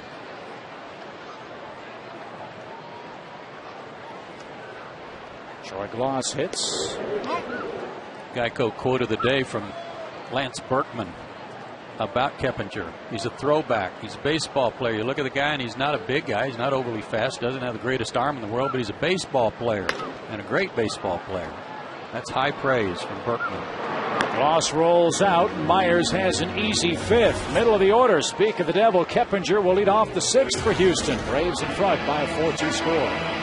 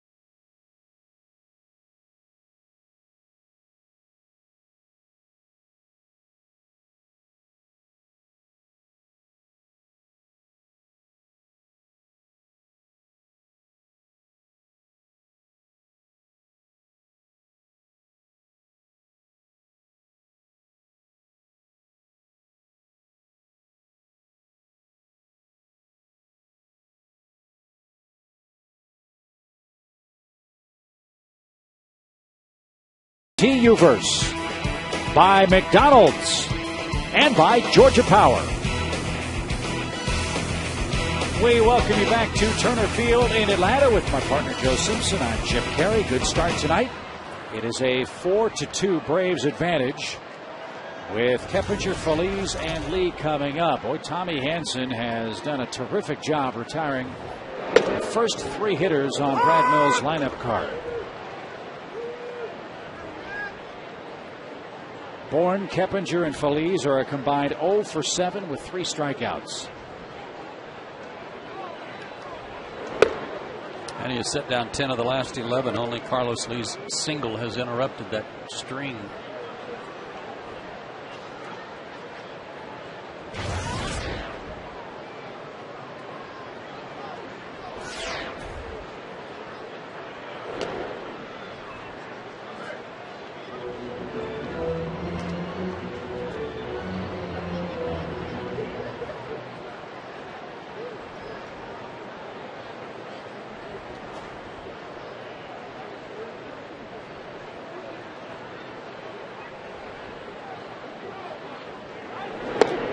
There's a good slider, late breaker. Threw it right at the center of the plate, so he's thinking fastball, and then it just has that bite on it. A little down and away from the head of the bat.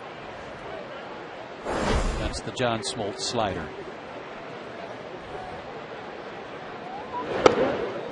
I should say John Smoltz replica slider. Get yours today. Yes. Every pitcher wants one. At H&H Greg. Yeah. 3 balls, 2 strikes. Nobody on or out for Keppinger here in the Houston 6th.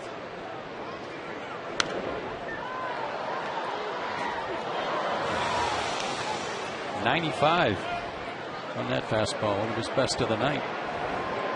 And speaking of H&H Greg, they are proud sponsors of our broadcast on Sports South in high definition.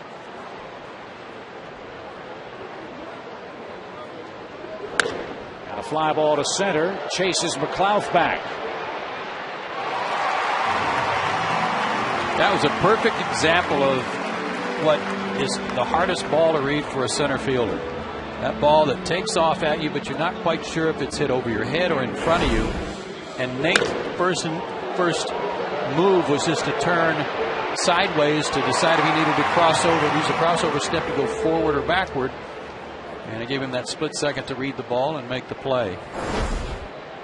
And in the first month of the season where Nate's bat has not been nearly as productive as he would like, I think it's fair to say he's played very solidly on the defensive side of things. In fact, you think about opening day, without McLouth, that might have been a different outcome against the Cubs, for example.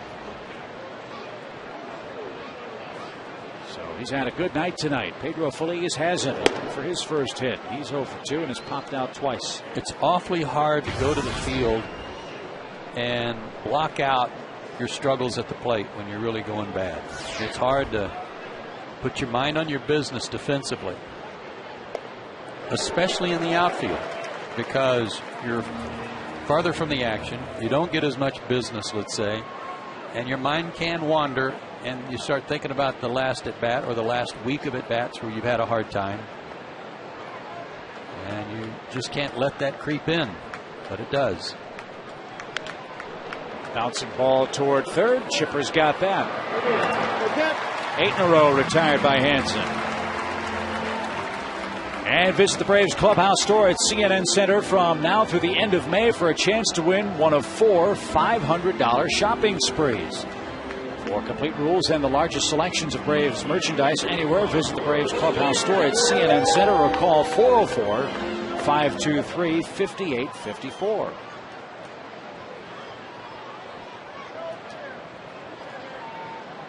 Carlos Lee's been on base twice and has scored one of the 2 Houston runs in the game. And he drives another shot to center. That's a can of corn for Nate McLouth. Another easy inning for Tommy Hansen. He's retired 9 in a row and leads by 2.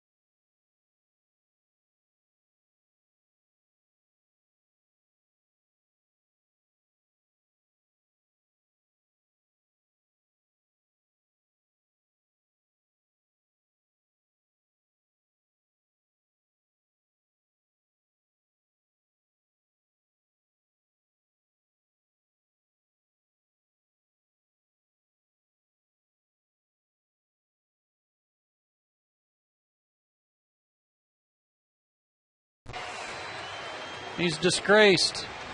Oh, what a shame. That was a Coors Light Freeze Can brought to you by Frost Brewed Coors Light. Yeah, it was right there. Catch the ball. Bring your gloves, folks. And have them ready when Hayward's up. Jason's hit 6 home runs. He's driven home 19 men. Pretty good first month. The guy's saying, you know, I called for it. You just let me have it. The guy in the Astros shirt didn't know he was sitting next to Roberto Duran.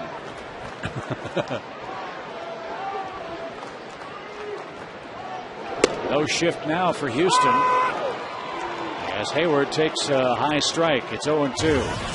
Another good over the top curve. 2 at bats in a row where Jason swung at the first pitch too.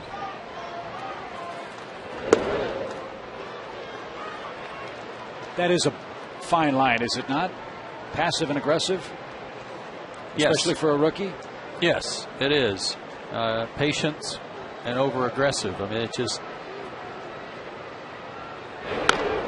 a matter of feeling confident. It's a matter of seeing the ball out of the pitcher's hand.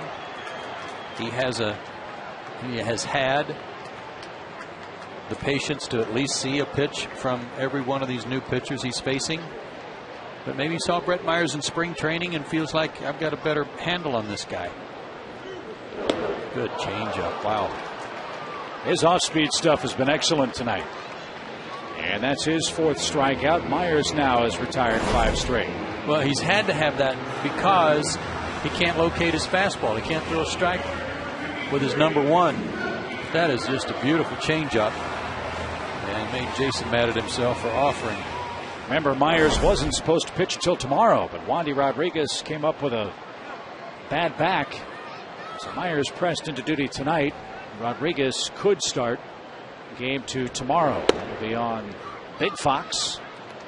And Joe and I are back with you on Sunday for the series finale. Then an off day Monday, and we hit the road again. Washington, Philly, Milwaukee.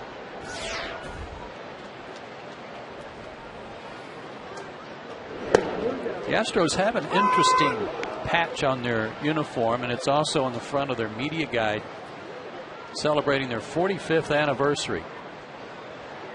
Now then, that's not when the Houston Major League team was created. Tapper over the mound. Manzella glides and guns. They were an expansion team in 1962, but they weren't called the Astros. They were called the Colt 45s. So this is a celebration of the Astros 45th. Do you miss the Lifesaver Pack uniforms that they used to wear? Those multicolored things? Not really. No, those were... At that era, there was a lot of powder blue and all that going around. You played in that era. I was never I didn't like the V-neck pullover thing. That was the style then. Nobody wore button-up double knits. Omar Infante bats with 2 outs. I remember the first ones I saw Pittsburgh wore, and I thought they had on pajamas. Seriously, you know, they'd pull-on pants, you know, with a elastic band in the waist. Yeah. And the V-neck shirt. I thought they were pajamas. And about 18,000 combinations of uniform tops. Infante a 2-out hit, and at the very least to clear Tommy Hanson here. So Omar 1 for 3. Braves have 6 hits.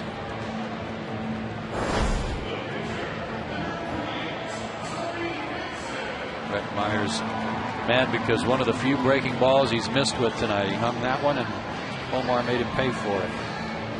Well, one more out. Myers will be a perfect 5 for 5 in getting the game through 6 innings. He's pitched 6 innings or more in each of his first 4 starts this season. And a quick strike has Tommy Hanson behind in the count.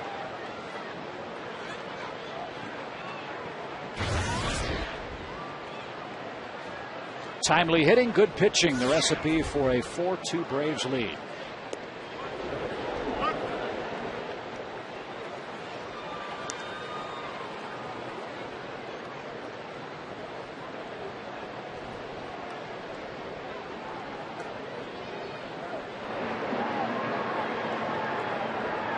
Bobby Cox feeling a little better about things tonight so far.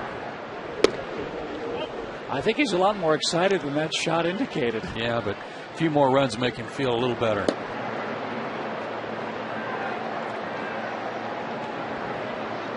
2 balls and a strike. It's a matchup tonight of Major League manager with the most active wins and the Major League manager with the least active wins. Bobby Cox with 2,421. Brad Mills with 8. As they meet for the first time. And Hansen down on strikes. Brad Myers is pitching a pretty good ball game. He's punched out 5. And he sends this game into the 7th inning. But he trails at 4-2.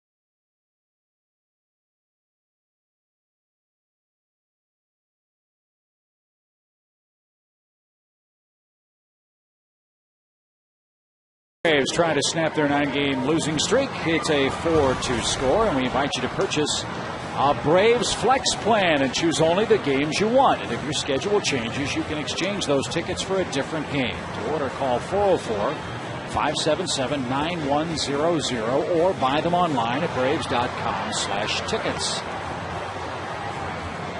So that guy's been doing a lot of logging here for 4 nights, and cost him a little money to do that. I spent some money on a spell check. Okay. Yeah. Rock and roll, baby. Here we go. Jeff Blum will face Tommy Hansen, who's mowed down the last 9 he's faced.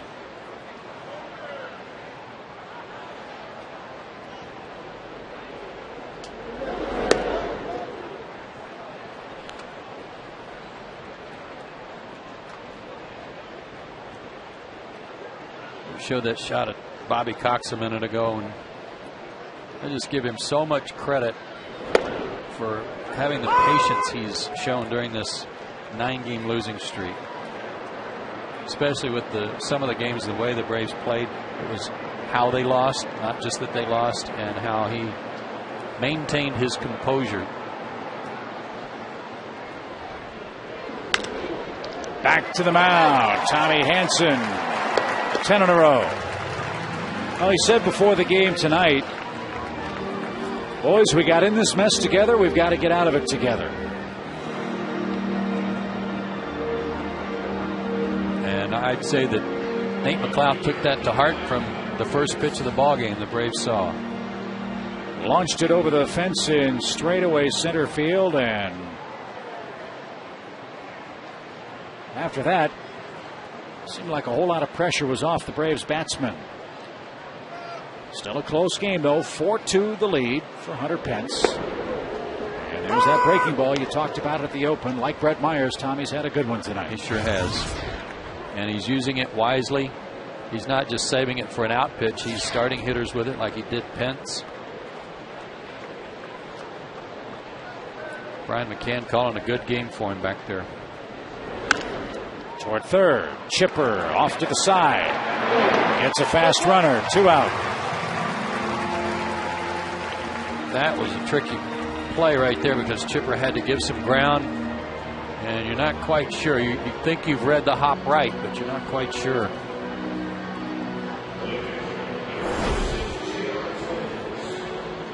Backed up to try to get the good hop, and fortunately for Chipper, it did come up. So here's J.R. Tolles. He's had a good night tonight, both at the plate and behind it.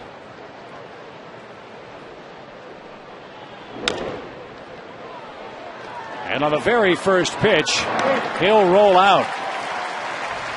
A 6-pitch inning for Tommy Hanson. He's retired 12 in a row, and the Braves and their fans stretching with a 4-2 lead.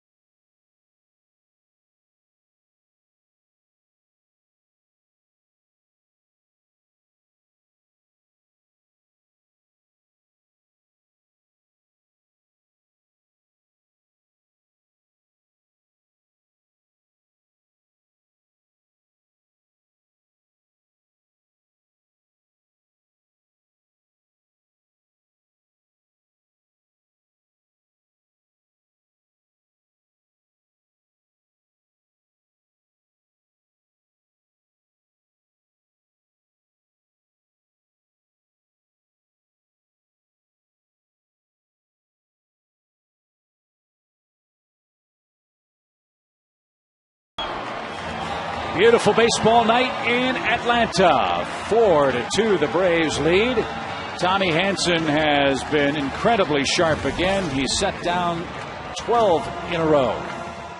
Had one little hiccup in the second inning when he hit the first batter of the inning, but other than that, Tommy Hanson has been in complete control tonight.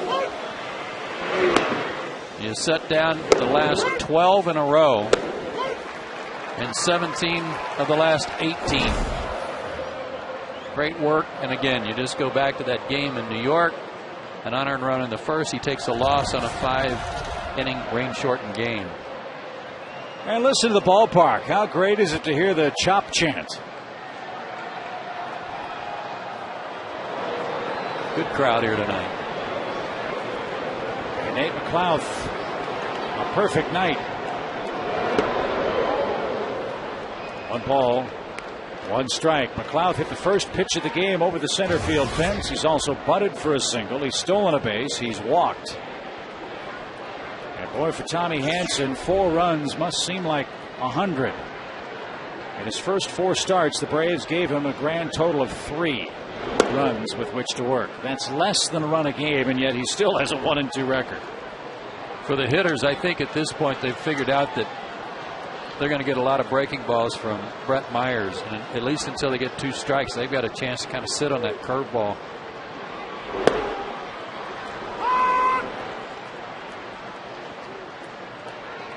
Tim Burdack was earlier up in the Houston bullpen. Myers approaching 100 pitches.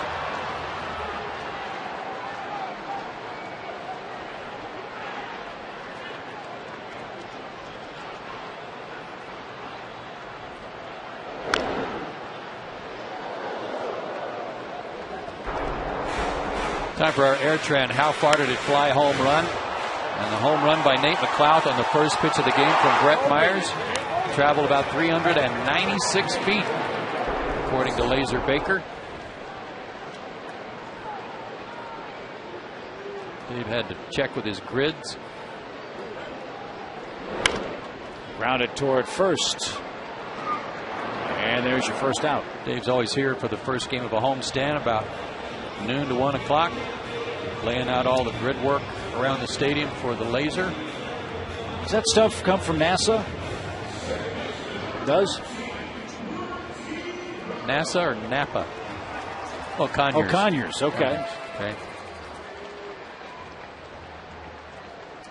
100th pitch coming. Thanks, Dave. That didn't come from Conyers. Came from Myers, and it's outside. Ball 1 to Martin Prado, looking for another multi-hit game as he entered the fray tonight, second in the league in hitting.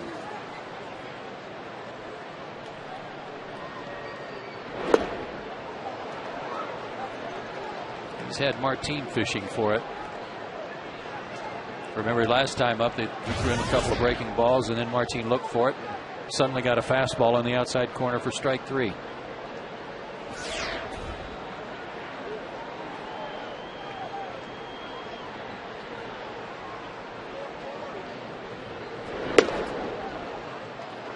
Mets still beating the Phillies. That's 8-1 in the 8th inning. Barajas, Wright, and Francoeur have homered. Nationals beating the Marlins 5-0 in the 7th. Ryan Zimmerman's hit 2 homers for the Nationals. And a chopper hit toward third. Prado stumbled out of the box. And that'll be an easy play for the second out.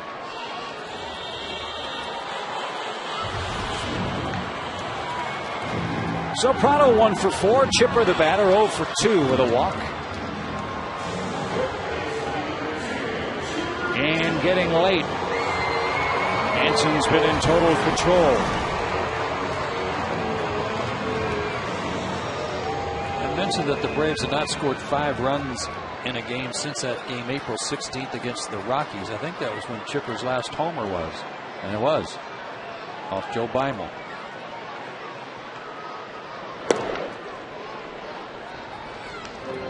So he could put the 5th run on the board and put an end to that homerless streak right here.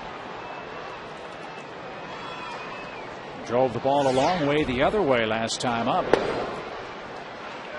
And Myers has pitched him extremely carefully all night long.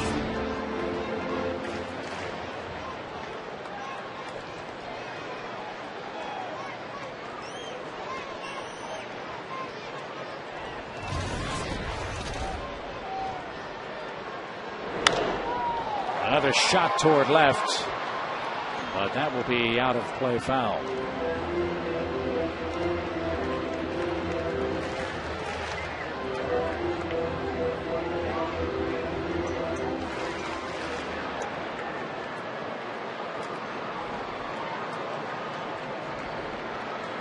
Two balls and a strike. And Myers spears that. That's a couple of times tonight. The Astros' middle infield defense has robbed Atlanta of a hit. And we are through 7 complete with a 4-2 lead.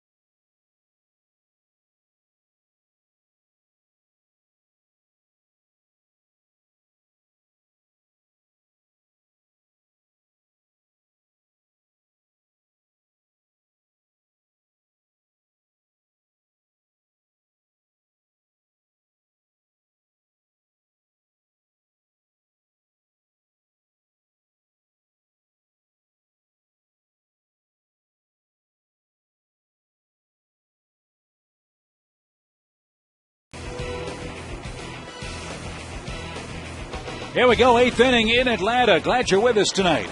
Our producer, Joe Vincius. Bill Cochran as well alongside Billy Moore with Joe Simpson, Chip Carey, Dave Baker, our great stat man, and a good night for Atlanta tonight. Behind that man, Tommy Hanson, who has been in complete command. He's retired 12 in a row. Don't you just love watching him pitch? Yeah. I mean, how can you not? I don't know. I don't know who wouldn't enjoy that.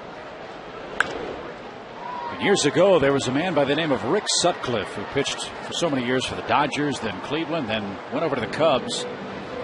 My grandfather nicknamed Rick Sutcliffe the Red Baron. Tommy Hanson's pitching an awful lot like Rick Sutcliffe. He is.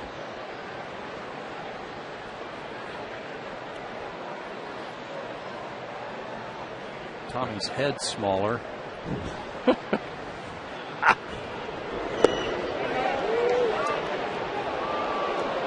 No swing, 1 ball, 2 strikes. And by that I mean I played with Rick. Yeah, he did. He went. Rick, in case you weren't sure, that was Joe too. 1 ball, 2 strikes. I played with Rick in the minor leagues when he was coming up through the Dodger organization, and we just called him big-headed Sut.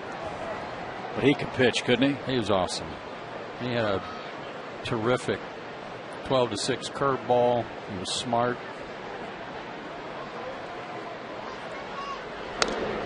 Did he win the Cy Young that year when he got got traded to the Cubs? Yeah, I think 16-1. Yeah, something crazy like that. That was the Joe Carter trade. Yeah, just amazing stuff. And that helped the Cubs get to the postseason that year. I think that was 89. Sounds right. Line foul down the right field line. I think they played. Did they play the Giants? Yes, because 84 it was the Cubs played the Padres and had the lead and did what the Cubs do. Or at least then they did. 2 balls, 2 strikes.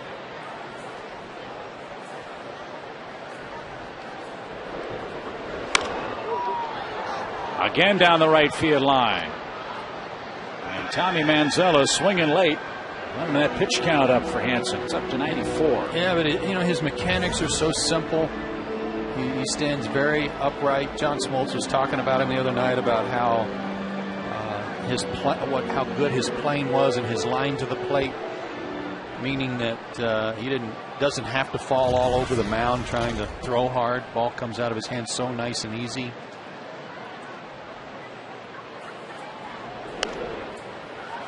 A 9-pitch at bat will continue in this 8th inning. I know you talked about how he was a tough luck pitcher last year against Houston. 5 hits, 8 innings, no runs. Yeah, he came out of the game after 8 innings with a 1-0 lead, and the Astros rallied in the 9th to win it off Rafael Soriano. Oh, what a pitch. What a pitch. And Tommy has set down 13 in a row. 7th strikeout. I think it's the 4th looking, and just a foul locking breaking ball here. Not a whole lot Manzella can do. You could see him twitch a little. His knees buckled. He didn't like the call, but I'm afraid it was a strike, Tommy. So Myers out of the game. Corey Sullivan will bat. He's 2 for 10 on the year, and he's going to be 2 for 11 when McLeod catches that.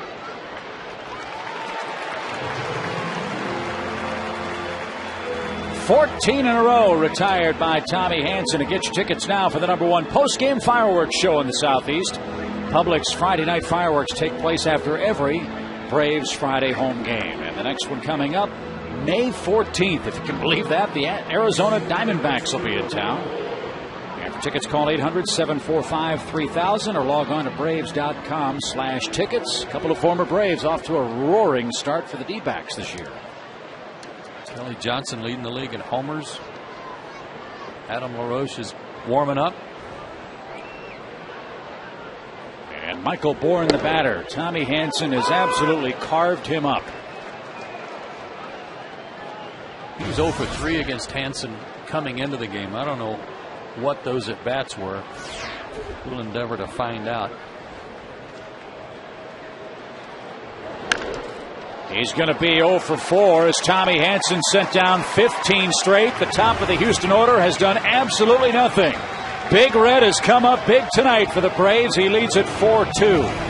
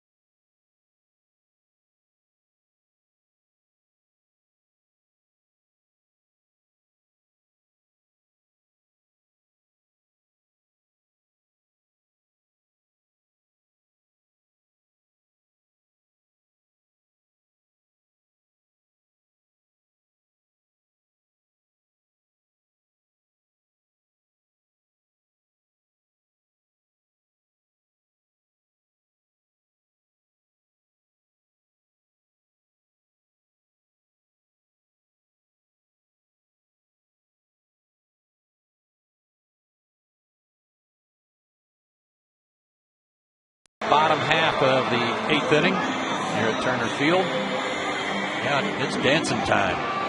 Put your party shoes on. Braves are up late. Time for our Toyota Tundra hardest working player tonight. J.R. Tolles has really been outstanding. Now, he got the benefit of a call here on a steal attempt by Melky Cabrera, but he puts this one right on the money to catch Nate McLeod. Goes in the books as a couple of caught stealings tonight for J.R. Tolles. So Tim Burdack takes over the Houston mound, and he will face Brian McCann leading off the Atlanta 8. 4-2 is your score. Activity beginning in the Braves bullpen as Burdack has been busy. Already his 12th game.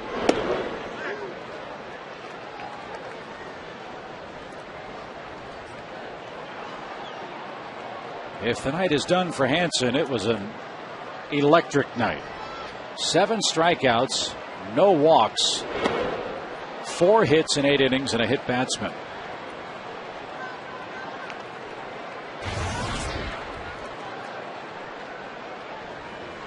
And through strike 1 to 22 of the 28 hitters he faced. That's very impressive.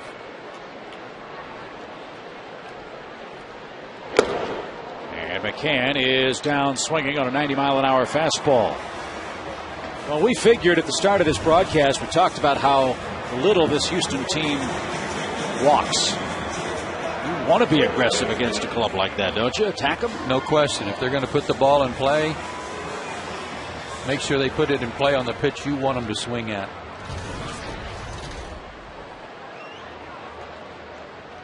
And as you pointed out, too, that deep pitch count he went into against the Phillies, not a problem tonight. Right around 100, I think, was Hanson tonight. Yep. 99 to be exact. So very efficient. And with a little help from the pen, Tommy figures to go to 2-2, and that will snap the long streak.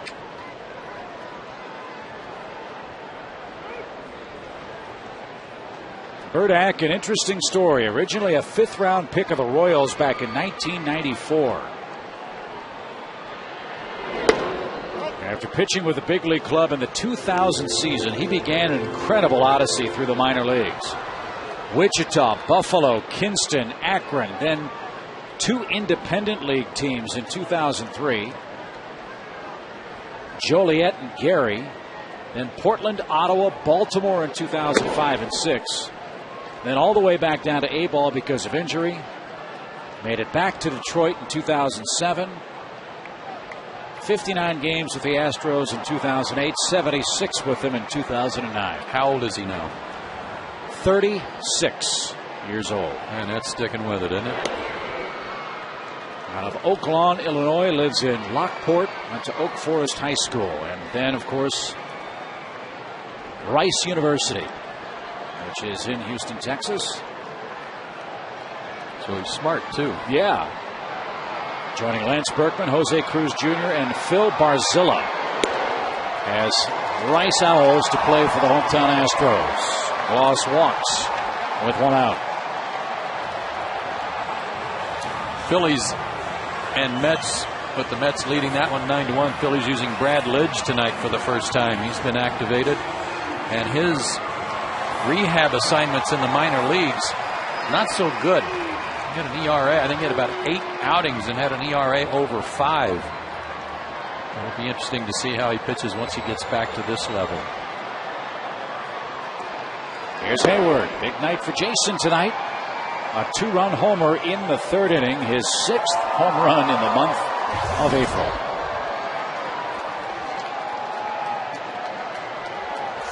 I think we'd all take a pace of 36 long balls from the kid, huh? I think that would be excellent. Here's our Toyota Tacoma play of the game. And it is Jason's home run back in the 3rd inning.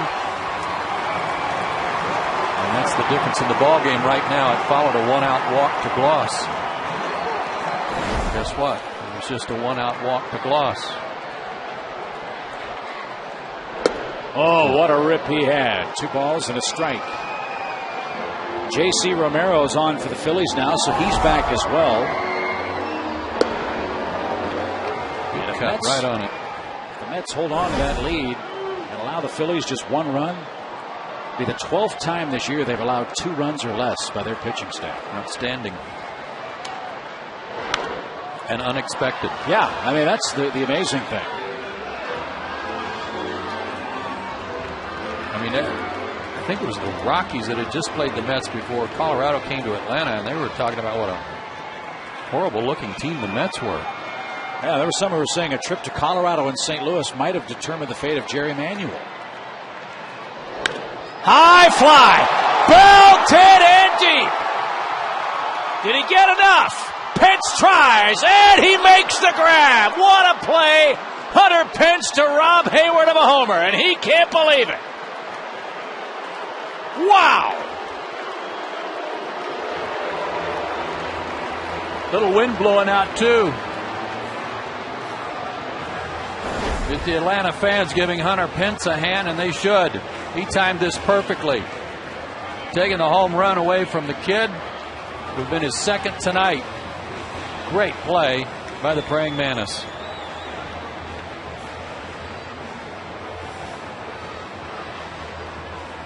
Ho hum. Yes, sir. 2 down. You're right. That ball was in the air forever. And what a swing for Hayward against a tough left-hander. He hung in and hit it a mile, but Hunter Pence robbed him of a 2-run shot, and the lead is 2.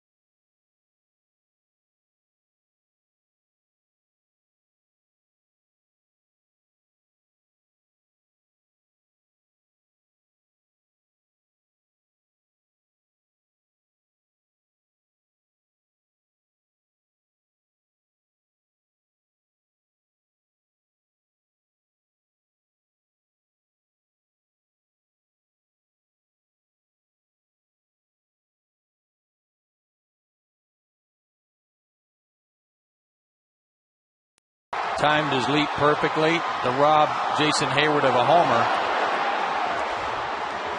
Just up over the yellow line there. Great play. And now watch Jason Hayward tipping his cap to Hunter Pence for a job well done. You outfielders love making a play like that, don't you? Oh, you know it. So that, for the moment, keeps the game within reach for Houston as Jeff Fulcino comes on, a former starter in the minor leagues, and has pitched in relief exclusively in the big leagues. 1 game with the Marlins, 12 with the Royals, and 61 last year with Houston. He's a big dude, 30 years old, 6'5", and a Chad Peranto-like 286 pounds. Good grief. Carries it well. Out of play foul, 0-2 is the count. Out of the University of Connecticut, where he was an all-conference pulling guard. Yeah. Pulling guard and closer. Yeah. 0-2 to Melky Cabrera. He's been on base twice, but not here in the 8th. 3 more outs to get. Braves 4, Houston 2. We go to the all-important 9th.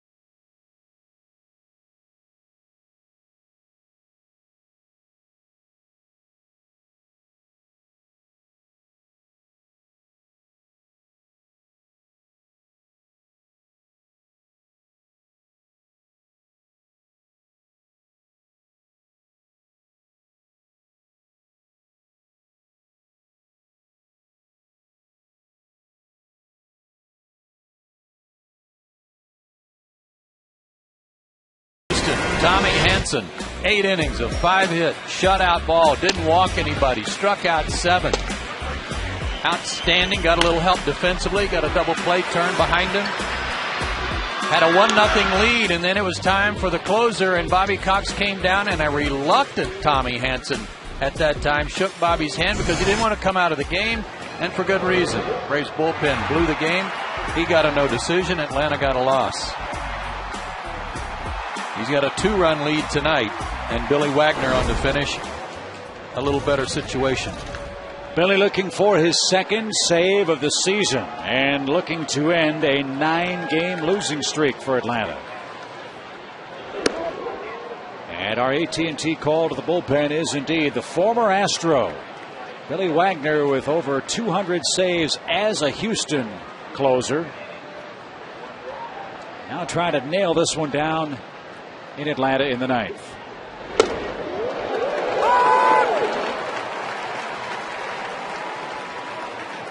He had to get some work in St. Louis. He had gone a week without going out there and was a little rusty. Yeah, he said he was throwing pitches he had no idea where they were going. So an important tune-up for Billy Wagner, and for the Braves too. It's been a while since Billy's had a chance to save a game. Too long.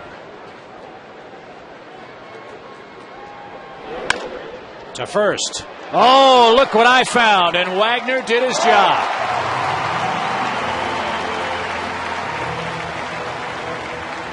16 straight Astro hitters have been retired. The first here by Wagner. Boy, did Troy make a good play on an in-between hop here. That was scary. How about this?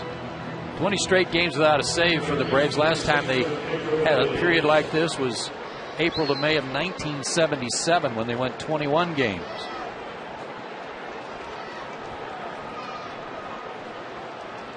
Here's Pedro Feliz. The Astros are a run-challenged team. And when you do to the top three hitters what Atlanta has done to them tonight, you have a very good chance to win the game. Michael Bourne 0 for 4. Keppinger 0 for 4. Feliz is 0 for 3.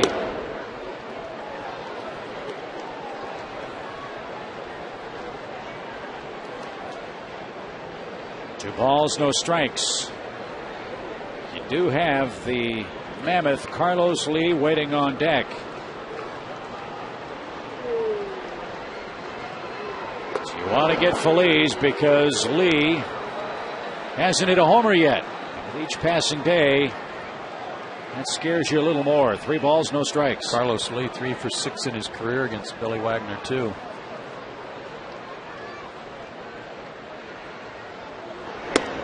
And 4 straight brings the tying run to the plate.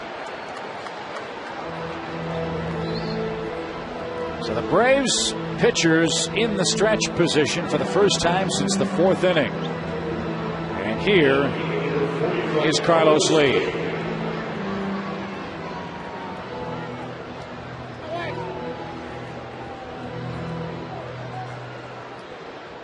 Lee tonight is 1 for 2. He's been hit by a pitch. So that makes it 81 at bats without a home run.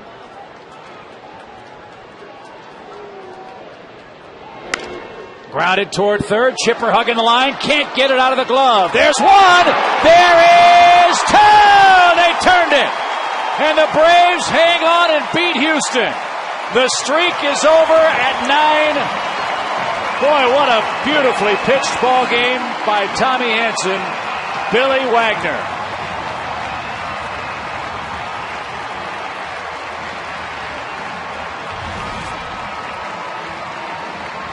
Just like you draw it up. Get that cleanup hitter up there so he can hit into a double play, right? Well, Chipper had a little trouble getting it out of the glove, but they still turned it. Excellent turn by Martin Prado, and finally Billy Wagner has his second save.